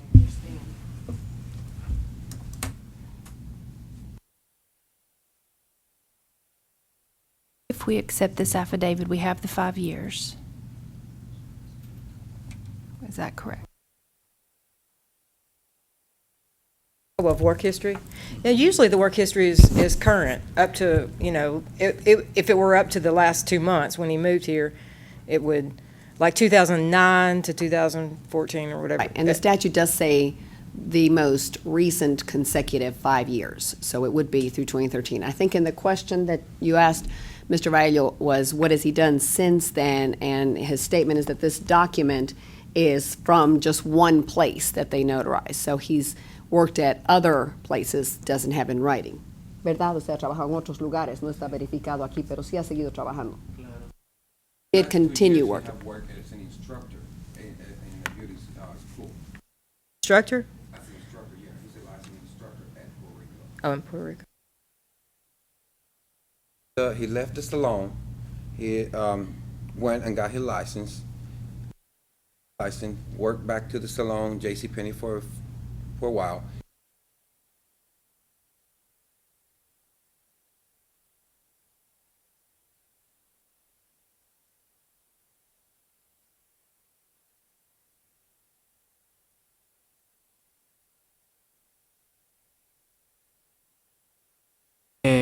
Yo le envié a ustedes una carta de recomendación In your documents, you should have a recommendation letter. Say that again, sir. de la We institución can't hear donde yo you. trabajé y fui profesor. In your 32. documents, you have a recommendation letter from the institution that he worked for at Puerto Rico. One where he was an instructor? Yes, ma'am. Okay. It does have a recommendation letter included in there.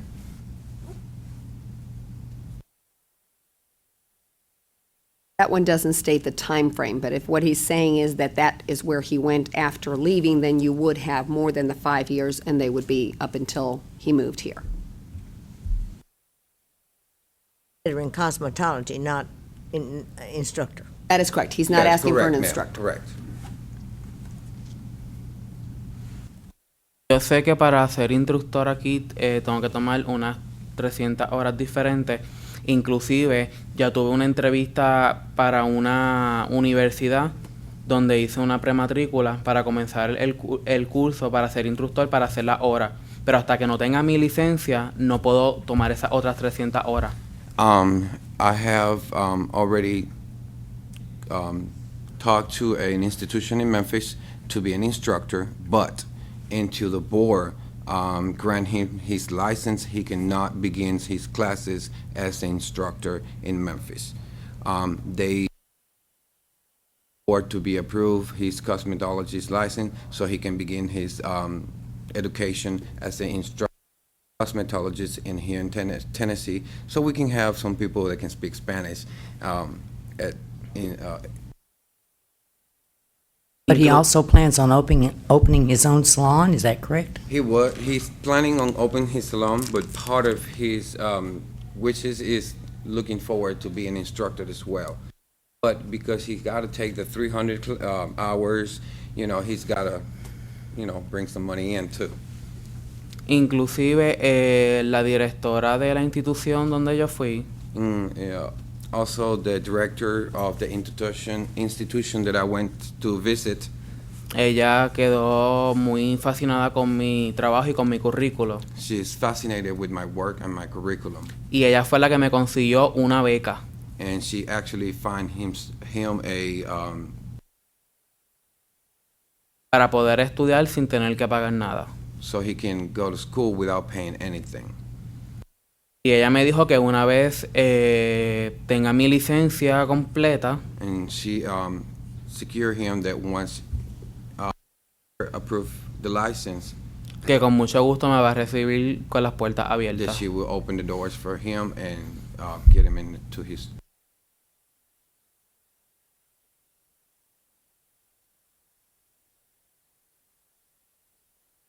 Yes, sir. I make a motion that he take the law portion of the Tennessee exam after having the required instruction by this gentleman that has offered to help him. We don't have a law portion.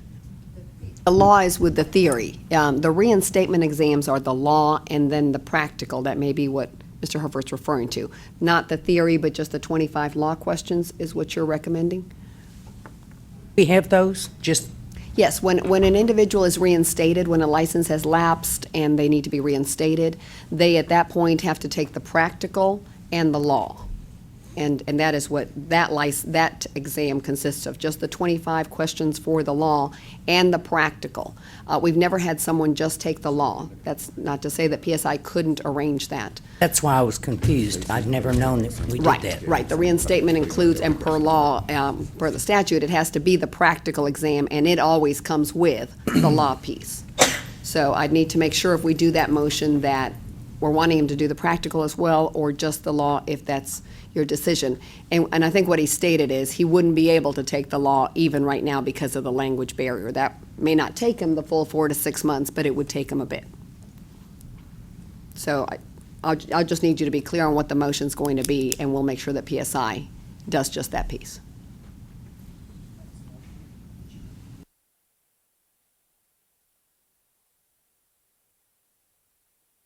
Make a motion that this gentleman take the Tennessee law exam after having the proper instruction from his tutor, and that's my motion. And I think that would be only the 25 questions of the law, if you will.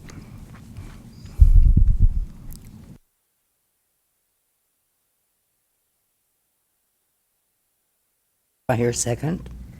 Do you want me to repeat the question? Not the question, the motion.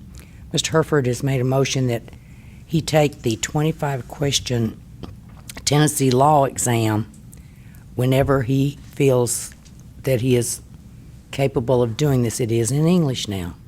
It is. Problem is he can't know. He would have to learn the whole language, and even to, because you don't know what the questions, how they're going to read. Right. Be audible. I mean, if we did have the language set up where someone could translate, that wouldn't be a problem, but we don't.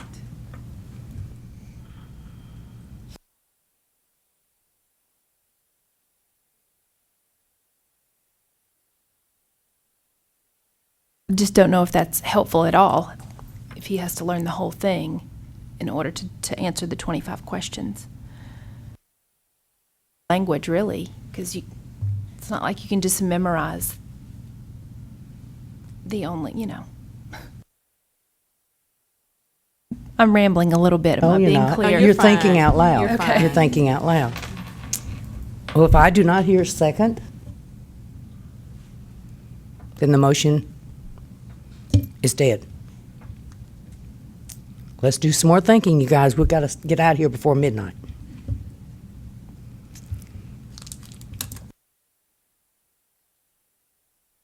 So the concern is that he knows the law. Since we are sure he knows the practical, he's passed a test for theory in Puerto Rico, but we're just concerned with Tennessee law. Is that where we're at, Mr. Hartford? We're concerned with Tennessee law. And we did decide we could separate and just have a test for law. Yes. I mean, that's We what decided that. I knew it would come together. It used to come together. Uh-huh. I didn't know we had it separate. I didn't either. As it relates to the reinstatement process, they are separate. But for This is for not a the regular reinstatement. test, the regular theory test, they are together. But as it relates to the reinstatement process, That's correct, that's correct. So we would, if that was the case I and we wouldn't approved it understand that way, we would ask PSI to set him up to take the reinstatement, which is just the law, but it includes the practical. They would have to, again, our letter would have to be very clear that we don't need him to take the practical because his work experience has proven that he has the practical knowledge, if that's the way the board wants to vote. And there's no way that this young man, what is your name again? Samuel, Oh. Interpreter. el nombre de usted. Damien. There's no way Damien could go with him to take that exam, is there? No, that's not allowed. They don't allow dictionaries or anything in the exam. If, this is just throwing an idea out there since we seem to be stuck. But what if he could come before the board and show that he knows the Tennessee law, if that's where we're stuck on? And that's the only thing we're not sure of. That is the only thing we're not sure of. Do that with an interpreter just to satisfy the board's worry, I guess, about the law, since we don't seem to have a problem with his practical and his theory and his work experience. Is that legal, sir? Sorry, what's the question? You kind of like I am sometimes. I don't think our job is to. I could add a quick piece as I kind of bring Rob to the questions. With all our reciprocal applicants, keep in mind that when we approve a reciprocal applicant from another state, this is a U.S. territory, not another state, but for all other aspects, it's treated as a United States. And so when we accept a reciprocal application, they don't know our laws at that time either. That's a true statement. They don't have the language barrier many times, but they don't know our laws. It's the first thing when I see those applications or speak to them that I just drill on. They're on our website. You need to read and rule them. You're expected to know them even though this reciprocity license is going out. You will be held accountable for our laws. So this would be no different. I understand that. That makes sense, because we don't know if they know Tennessee laws at all. That's exactly right. And we bring them from other countries. Right. Other states. Right. What we've been doing with the other countries, at least for a while consistently, is if the hours are acceptable and the transcripts look to meet our curriculum, they've been asked to test, and many are going through the language issue. Puerto Rico being a U.S. territory, or if everything looks lined up and the license is vouched by the regulatory agency in Puerto Rico, we've been accepting those. But again, with all reciprocity, none of them know our laws. They're told where they are, they're explained, and they definitely have to get up to speed with those. Right, you're just expected to follow Tennessee law, otherwise you'll be in trouble. Big violation. The law that you don't know anything about. No, he's going to teach you. Claro que sí lo voy a seguir. He said will follow. Will you will you make a heavy commitment, sir, to teach him the Tennessee law? Definitely, ma'am. Are you a cosmetologist? Not licensed. It's my passion as well. I started here in Nashville twice, and one in Puerto Rico, but life happens, and I could never finish. As of right now, I'm just in Memphis doing other stuff. But when he came into my, to my life, I said, well, come on in. And it just happened that he's a cosmetologist as well. So it's just a great friendship that we have. And I wish him the best. Since I didn't made it, Maybe you still can. Maybe if he gets his salon, maybe encourage me to go back to school. Maybe when he gets to school, maybe encourage me to go back to school, and I'll finish my license and work with him. That would be a wonderful dream. But this is the hurdle that we have to jump first, and that's what we're here for, to see if we can. I like your terminology, life happens.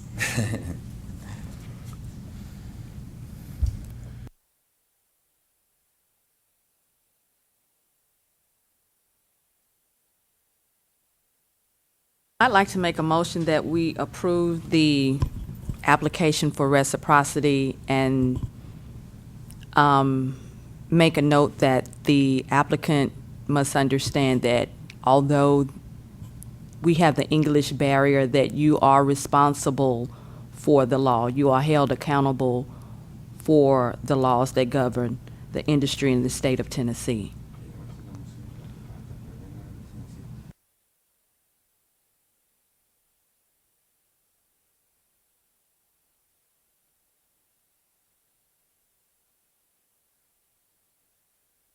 Second. Motion's made by Ms. Walker Ali, seconded by Ms. Coopinger, that we grant him reciprocity and we hold him responsible to learn the Tennessee cosmetology law. All in favor say aye. Aye. Opposed, nay. Thank Ayes you. carry. Good luck to you. Congratulations, sir. Good luck. Madam Chair, just have a little detail from our summary suspension. Ms. Kiefhofer has as far as your signature, if you'll just take a minute to Okay. make your mark on it. Good luck, sir.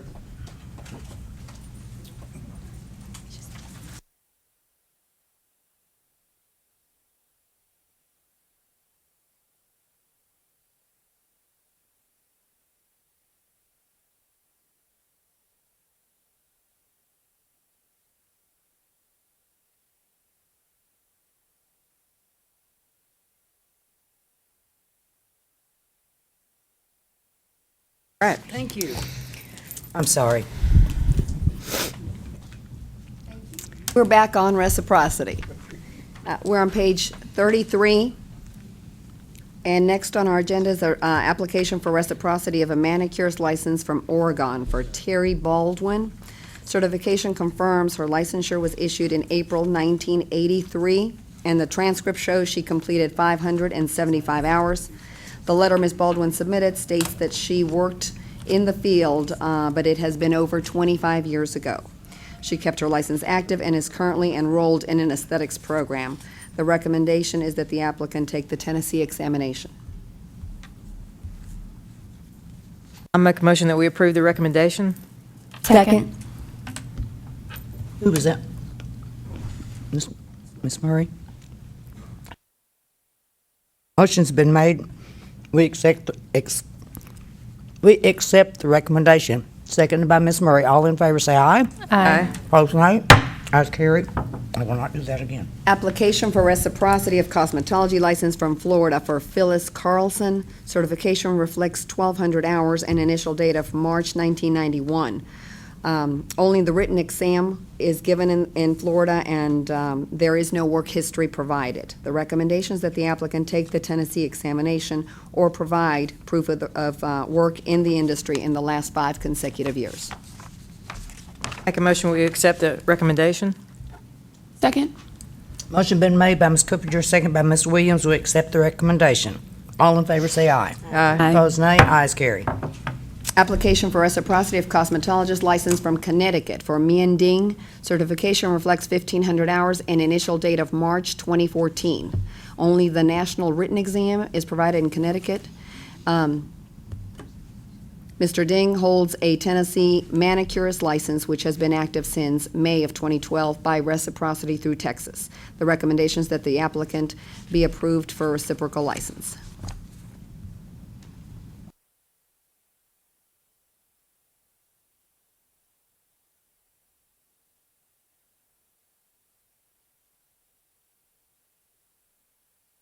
Has the hours. This is one of those states that only gives the written exam. Several states do that, and they do the practical at the school level. So I'll always bring those to you if one of those Ps, which is, that we have to meet, is missing. They do a written exam, but they do the exam in the school? Practical is not through the state board. That's correct. He has the hours, and like I said, he has been a licensed manicurist since 2012 here in Tennessee. Now he's wanting his cosmetology. That is correct.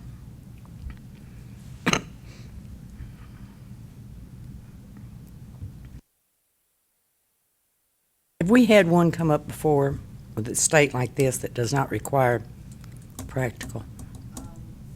Florida does not require either for the esthetician and manicurist. And I believe there's 2 other states besides Connecticut, I think Oregon is one of them, that don't require both of the exams. If you've got the 5 years work history, you wouldn't see them. I'd be able to approve them based on that. So usually that's what happens. Here he doesn't have the 5 years work history.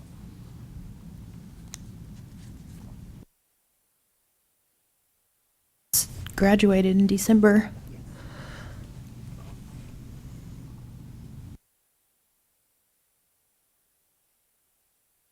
March 2014 is the license for cosmetology.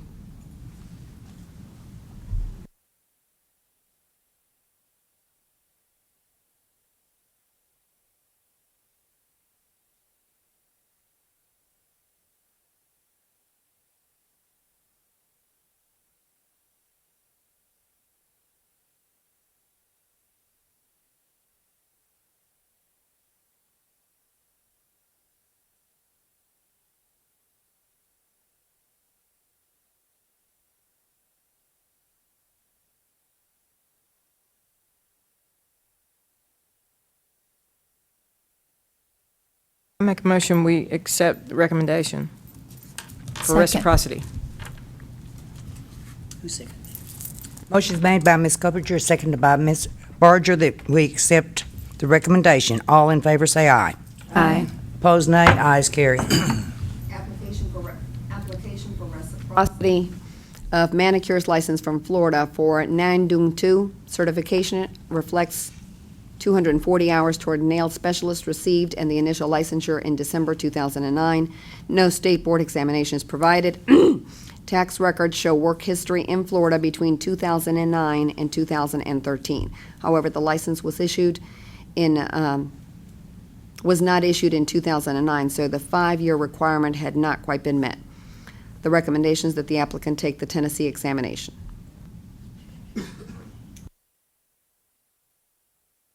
Make a motion, we approve the recommendation. Second. Motion's made by Ms. Coppinger, seconded by Ms. Murray, that we accept the recommendation. All in favor say aye. Aye. Opposed, nay. Ayes carry.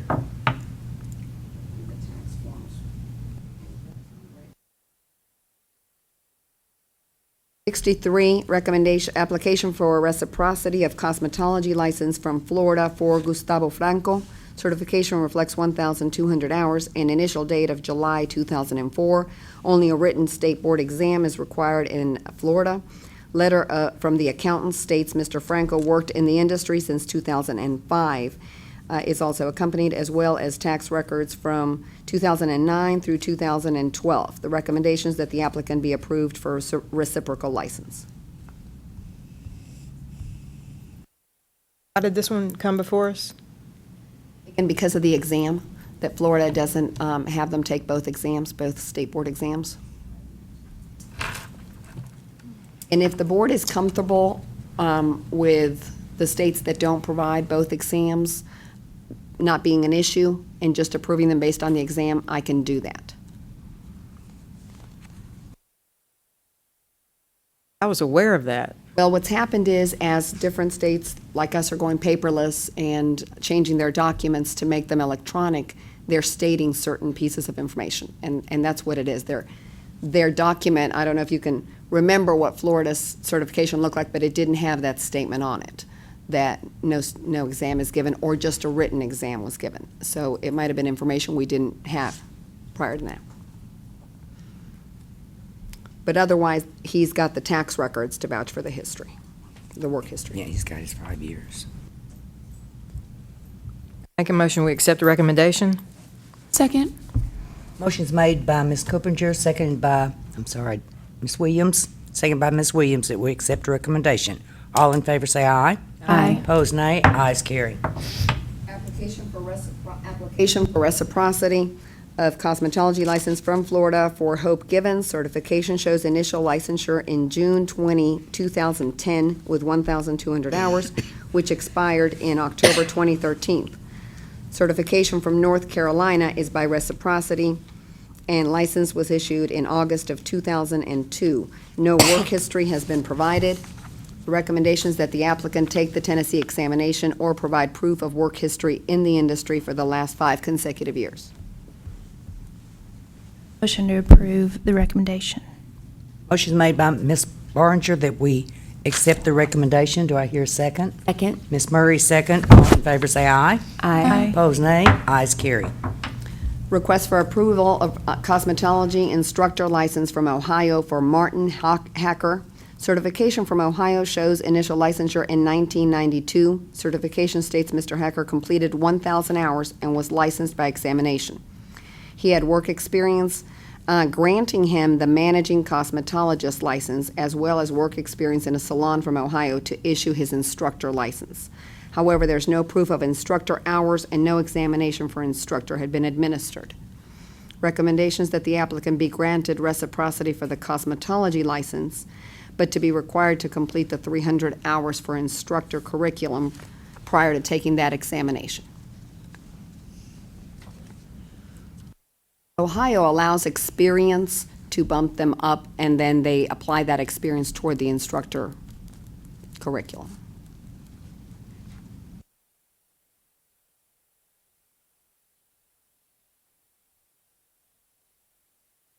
Madam Chairman, I make a motion we comply with the recommendation. Motion's made by Ms. Smith. Do I hear a second? Second. Seconded by Ms. Barringer that we apply with the recommendation. All in favor say aye. Aye. Opposed, nay. Ayes carried. Application for reciprocity of manicurist license from California for Thuy P. Lam. Certification shows initial licensure in April 2006 with 400 hours by examination. Tax records show work in the industry between 2009 and 2013. The recommendation is that the applicant be approved for reciprocal license.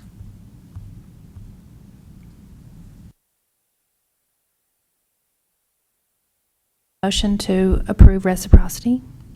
Motion's been made by Ms. Barringer that we accept reciprocity. Do I hear a second? Second. Seconded by Ms. Murray. All in favor say aye. Aye. Opposed, nay. Ayes carried. Application for reciprocity of esthetician instructor license from Pennsylvania for Janet Randolph. Ms. Randolph was presented to the board at the April 7, 2014 meeting and denied reciprocity.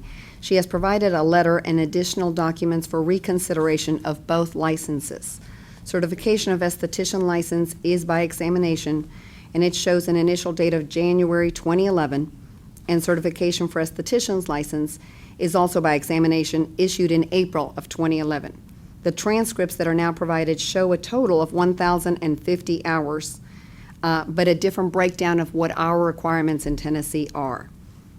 Ms. Randall wanted to appear before the board to explain her experience and her hours and answer any questions you might have, but she had prior engagements, so therefore she was unable to come before the board.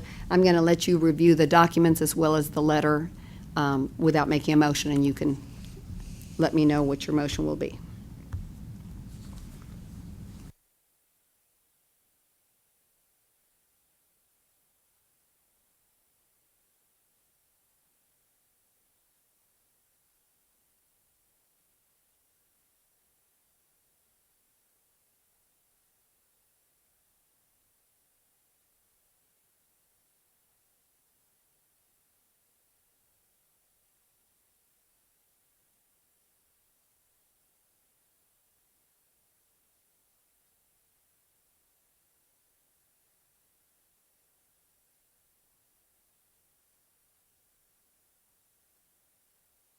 So the last page, is this showing that she's had 600 hours in cosmetology teacher training? That is correct. Their breakdown is significantly different than ours.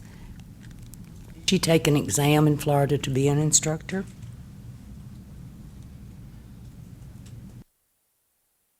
Not from Florida. She's from Pennsylvania. Pennsylvania. We had a typo in the state, but she did get the letter and we reviewed. Pennsylvania does test for both of those. Their hour breakdown is just much lower. Pennsylvania's hours actually for esthetician, I want to say is 300 hours. That is the reason that the transcript from the school is very helpful because it's even lower than what she took. Estheticians take only 300 hours, and based on the state, they have written and practicals given by peer review development. And their instructor curriculum is 500 hours or more, and so it does vary depending on the school.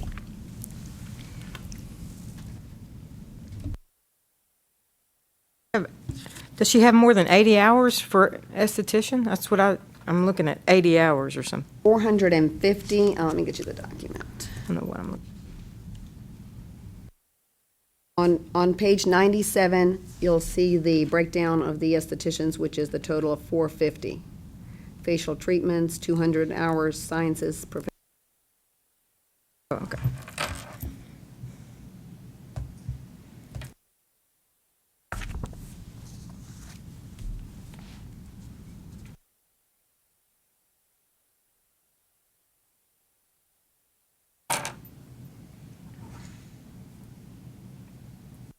So there it takes more hours for instructor training than it does the actual license. correct. I think it would have been good if she could have been here, because it seems like she's very aggravated from her letter.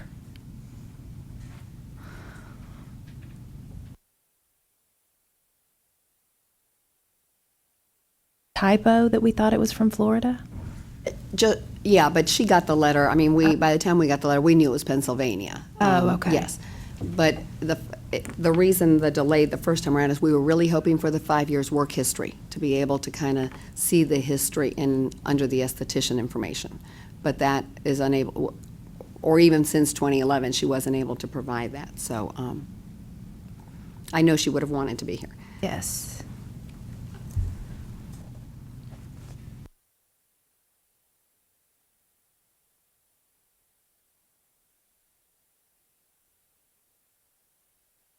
What is the recommendation? I've not made one. Oh, I'm okay. going to let you review it. I know that when we considered it last time, part of the questions were the hours missing for the esthetician and the history. And so the letter, as it states, is she has the full 1,050, and that is what she'd like you to consider. I have explained how our breakdown and why our breakdown is different.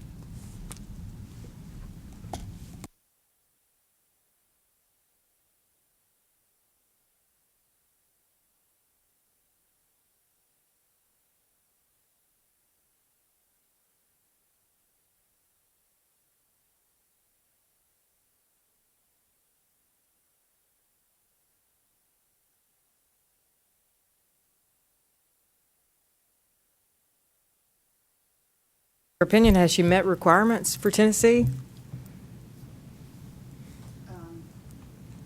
She's got the total number of hours. In the curriculum, again, the esthetician hours are just not there. I don't know within the instructor hours of the 600 that are there, how many of those would have helped toward the esthetician piece of it.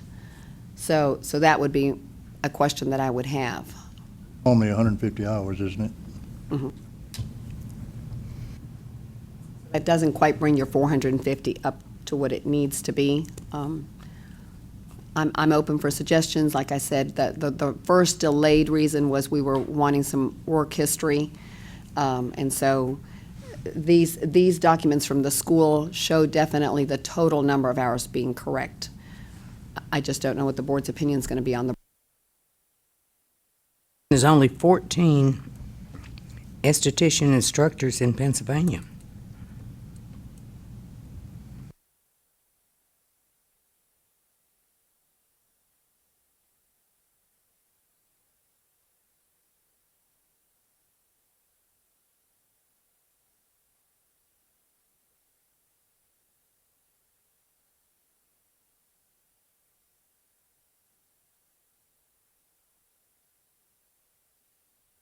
I make a motion that we grant her reciprocity.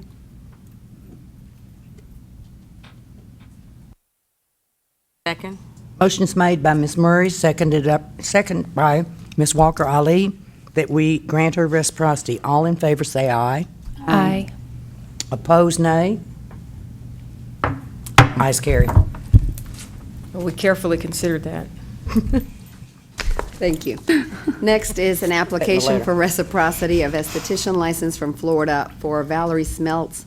Certification shows initial licensure in 2005 with 260 hours and no examination. A letter of recommendation is provided stating Ms. Smeltz worked in the industry. An attempt to verify the letter was made by the executive director, and that phone number belongs to a supply office store. So that from the number on the letterhead, therefore, I could not confirm that information. The recommendation is that the applicant take the Tennessee examination. Make a motion to approve the recommendation. Motion's been made by Ms. Coppinger, Second. seconded by Ms. Williams, that we go with the recommendation. All in favor say aye. Aye. Opposed, nay. Ayes carry. Request for approval of esthetician license from Florida for Nancy Nakvo. Certification reflects 500 hours for a full specialist license, and no examination is required in Florida. Tax information provided shows work history in the industry between 2009 and 2013. The recommendation is therefore to approve reciprocity.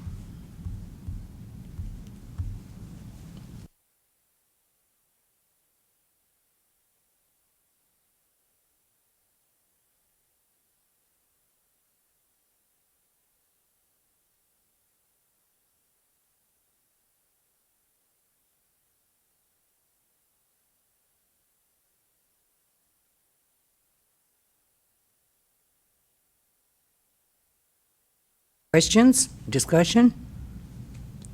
I'd just like to note that all of her tax returns show that she's worked at nail salons. 09 is Tiffany Nails. 2013 is nails and spa, the very last one. And $700. Florida, again, has that odd full service, I believe, and I can definitely check for the next time and give more information, but their shops are probably licensed a little bit differently than we are. Even a lot of ours have the nail and the Right. esthetician mix. So, yeah, I don't know that on the 1099 forms, which are all these, we'd be able to distinguish if the shop is duly licensed or does the waxing and all those things as well. Oh, waxing. Yeah, yeah, yeah. That's usually what the nail shops Gotcha. have.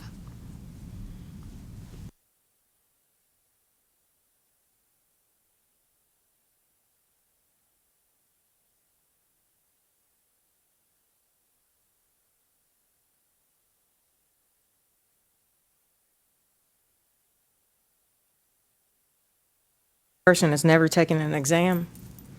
Right, that's the reason that you're really looking at it, because in Florida, they don't, not for the nail specialist or the full specialist, which is considered the esthetician.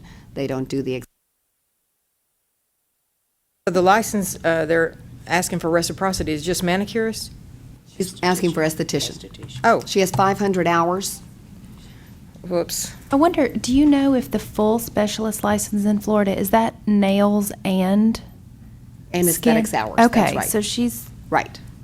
Way short then. maybe if she asked for manicurists, it'd be a little easier. Yeah, the full specialist is what they consider those that can do the waxing and our esthetician. Otherwise, they're only a nail specialist at the 240. I make a motion she take the Tennessee exam. Second. Who seconded that? Motion's made by Ms. Coppinger, seconded by Ms. Murray, that she sit for the Tennessee exam. All in favor say aye. Aye. Opposed, nay. Ayes carry. Application for for reciprocity of cosmetology education from Haiti for Rosa Tatiana Calixte. Ms. Calixte's request was presented to the board at the May 5th, 2014 meeting. The decision was that Ms. Calixte send in more information, and her request be deferred until documentation was received by the board office.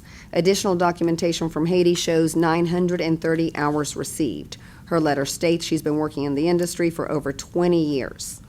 The recommendation is that the applicant take the Tennessee examination. Make a motion, we approve the recommendation? Motion's made by Ms. Coopinger, seconded by Ms. Barger, that we accept the recommendation. All in favor say aye. Aye. Opposed, nay. Ayes carried. Application for reciprocity of cosmetologist instructor license for Virginia, from Virginia for Kimberly Ann Ray. Certification reflects 1,500 hours and initial date of licensure in 2008 for cosmetology and August 2009 for instructor. Letter of recommendation states she has over 600 hours. Information on the letter was able to be verified. The recommendation is that the applicant be approved for reciprocity. Both license. Cosmetology and instructor. That's correct, yes, that's her applications for both. And why did this one come before us?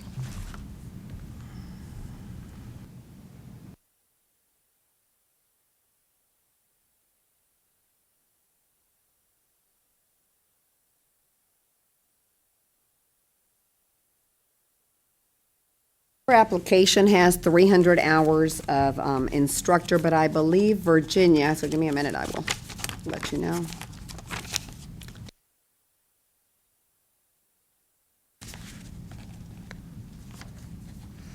Virginia has 1,500 hours for cosmetology, just like we do, but their information provided to all the other states do not list what instructors have to have.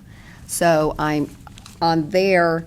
If you look at the certification at the bottom, it says she is an instructor since August of 2009, but they don't vouch for the number of hours that she took. But she is licensed, it is active. I just don't know that it really was the 300 or not, because we don't have the transcript necessarily. As the letter of recommendation and the license since 2009, and she's wanting reciprocity of both. They take an exam for their instructor license? Instructor piece isn't broken down on the certifications that the state share. The actual license itself does state that they must have a passing score of 75% on both the practical and the written. But if you look at the bottom piece on the instructor piece, it doesn't say that. So I don't really know. It says qualifications met for licensee, completed an approved instructor training course, or passed the instructor exam administered by the board. We don't know Which what one? those real number of hours are, or whether the exam was. On her application, she has that she did the 300 hours. Was able to confirm the letter.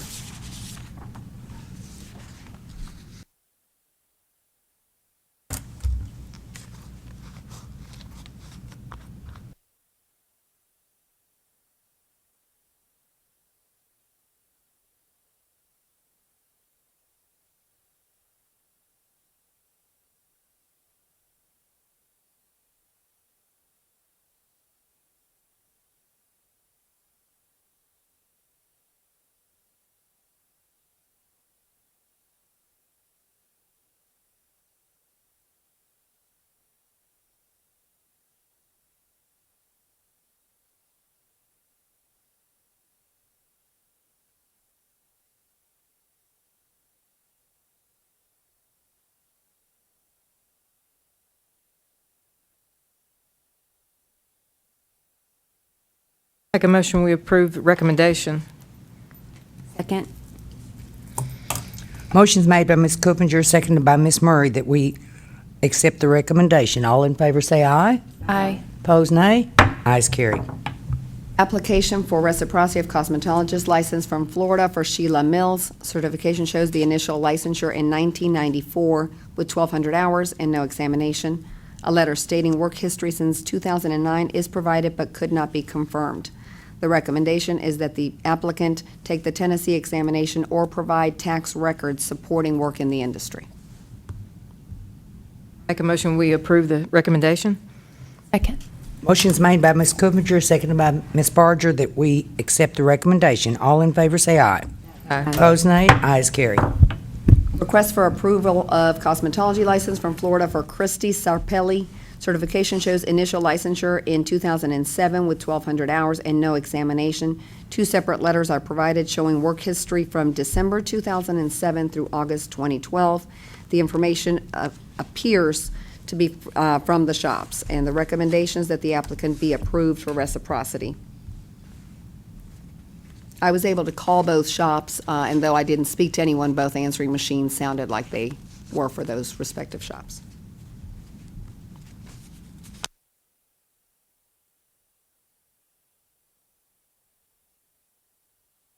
He's never taken an exam. What the Florida certification says that anyone certified prior to 1984 did take both examinations. After that, the only exam that they take is the theory. Yes, they must score a 75% on the theory exam. And so if they've been working after that, they've got then the work experience.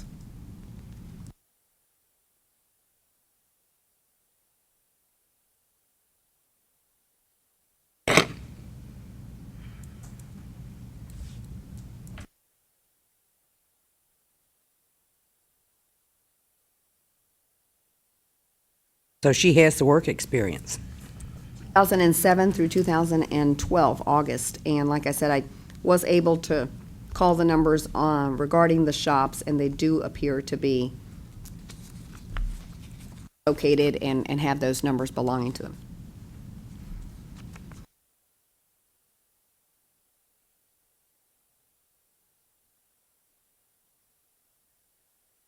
It looks like this one from Sonny's is, she worked there from August 2012 to May of this year. Correct, until she probably moved here. That's what it appears to be. I make a motion, we approve the recommendation. Second. Motion's made by Ms. Coopinger, seconded by Ms. Barger, that we accept the recommendation. All in favor say aye. Aye. Opposed, nay. Ayes carried. Last reciprocal application is for cosmetology license from Florida for Denise Davis. Certification from Florida shows initial date of licensure is March 20th, 2013, with 1,200 hours and no examination. A letter from, and I'm sorry, it's not no examination, no practical examination. A letter from Ms. Davis states she was licensed in 2007 and explains family events, but the date of the licensure and work history could not be confirmed. Again, the certification from Florida states she was licensed on March 20th of 2013. The recommendation is that the applicant take the Tennessee examination. I make a motion, we approve the recommendation. Second. Motion made by Ms. Coopinger, seconded by Ms. Murray, that we accept the recommendation. All in favor say aye. Aye. Opposed, nay. Ayes carried. Thank you. I'll turn it over to Rob. All right. Legal report's a little long this time. The only comment I want to make before y'all start reading is on page 164. 34, I made a recommendation to close the case, but I'd like to recommend a letter of warning as well to go with that. Number 34? Yep, number 34 on page 164. Yeah. And that's the only comment I've got. If y'all want to start reading it. And put our little name tags put down. Put your name tag down.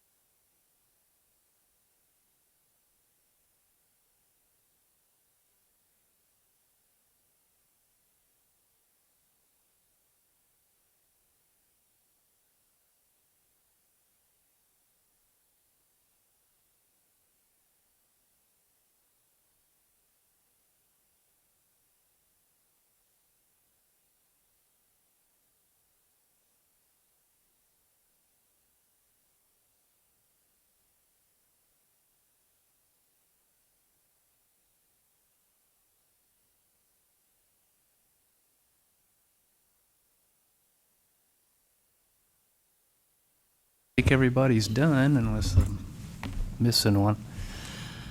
All righty. What say you? Is there anyone that has any comments or questions to our attorney? Let's see, Rob, on page 157, number 21, is that shop license now current? It says the respondent's corrective measures, so I was wondering. Licensed now. They are. 2015 they expire. I was trying to be a little bit more detailed in the recommendations, but certainly you don't have to take that. I mean, since they've been licensed, never had an offense. Briefly, they were expired. Okay, so it's current now. I just, Yeah. usually you say that. I see now. Okay. That's all I had. Anyone else have any questions for the attorney? If not, do I hear a motion that we accept the recommendations? I make a motion that we accept with adding the language of letter of warning on number 34, which Rob had previously mentioned. Do I hear a second? Second. Second by Ms. Murray. All in favor say aye. Aye. Opposed, nay. Ayes carry. Thank you. Consent orders for May of 2014 totaled $8,250 for your review, and I need a motion to accept that. I hear a motion that we accept the consent orders, $8,250. I make a motion that we accept. Motion's made by Ms. Walker Ali that we accept. Do I hear a second? Second. Seconded by Mr. Herford. All in favor say aye. Aye. Opposed, nay. Ayes carry. Last on your iPads, and then I will have a couple other items for business before we conclude. But the last item is from Virginia College in Knoxville. I have her email in front of you. She's informing the board, and this is informational piece only, that they will be changing their schedule for their day programs from Tuesday through Saturday. They do 7-hour days to Monday through Friday, 7-hour days. And so, again, that's informational piece. When the schools get their renewal forms, they have to complete their hours on that as well. But in the meantime, they're letting us know. I wanted to bring to the boards to get your approval or your suggestion on something that I've caught. And this is, if the board office finds a typographical error, a mistake on minutes that have already been approved and posted on the website, and there's a typo error of some nature, would the board like that to be brought to your attention, such as the wrong month or the wrong year on an application, something of that nature that does not affect the outcome of the decision? Would you like to know that, or is it okay for that page to be fixed if there's a typo or an error and replaced on the record on the website? And the purpose of this, of course, is for the integrity of the minutes. If and when those are ever found, how would the board like to handle those? It would only be on those occasions where there's a typo or something we need to correct, but it does not affect. There's the key, that decision. it does not affect. Correct. There's the key. Correct. Does not affect. Any comment? Do you want to know it, or do you want her to correct it?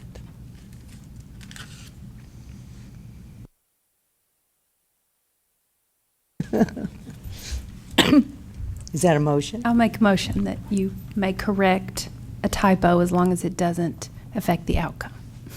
Okay, motion's made by Ms. Barger that you correct the typo error as long as it doesn't affect the outcome. Do I hear a second? Seconded by Ms. Williams. All in favor say aye. Aye. Opposed, nay. Ayes carry. Perfect. Next item, I just wanted to bring to everyone's attention just a small note that we're going to add to the notices of violation. The notice of violation forms are being completed electronically. At previous meetings, we looked at what they would look like, similar to the inspection sheets. They're now on the iPads. All the field inspectors are using them. They're working great.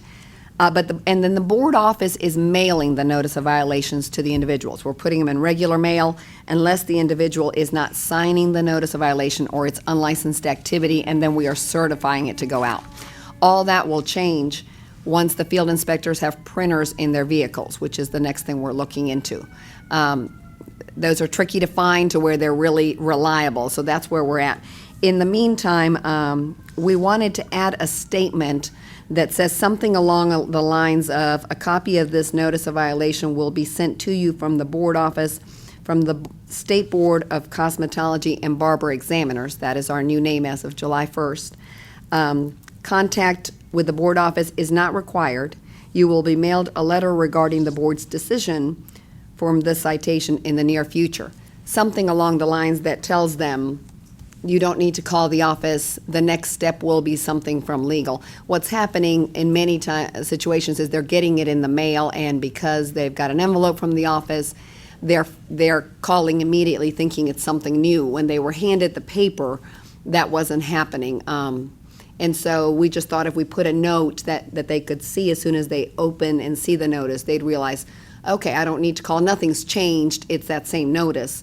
And then letting them know at that point, once the board makes a decision on the case, and these are, of course, citations from the field inspectors, then they will receive a letter from legal. Would the board be okay with adding that statement on the electronic form for them to hopefully read and know this is the same thing? Do you agree? And sometimes they'll call anyway, and that's fine, that's just part of it, but we thought that would help us at least in the meantime. They have a few calls. Yes, yes. The other item I wanted to ask, since we looked at the Texas folks that are applying to test or wanting to test, and we know there are certain schools that are still under investigation, would the board office be okay and give me permission to send out those letters to the applicants for all of July until the new board in August makes a decision, and maybe by then the investigation will be done? But given that we were consistent in all the recommendations and all the individuals today are getting the same letter that says they're going to be applicants, pending until the decision is made, is it okay in July for any Texas applicants to just get the letter until the board meets again in August, just to not hold them that long? How does the board feel about that? Does everyone feel comfortable with that? Yeah. Yes, yes, yes, yes. Could I get a motion for that, Madam Chair, please, so that I can go ahead and prepare those? I have a motion on that, please. Make the motion that letters may be sent to any new Texas applicants who are wanting to test. Is that through July? Yes, July. Second. Motion made by Ms. Barringer, seconded by Ms. Coopinger, that you be allowed to continue with the Texas, letters for the applicants to you. test, letting them know that it's pending, and we will Thank lose you. the same letter for all of them. that's Thank through you. July 30. Are they 30 days? 30 days, that's September. Okay. Perfect. Thank you. And that's all I have, Madam Chair. Is there any other business to come before this board?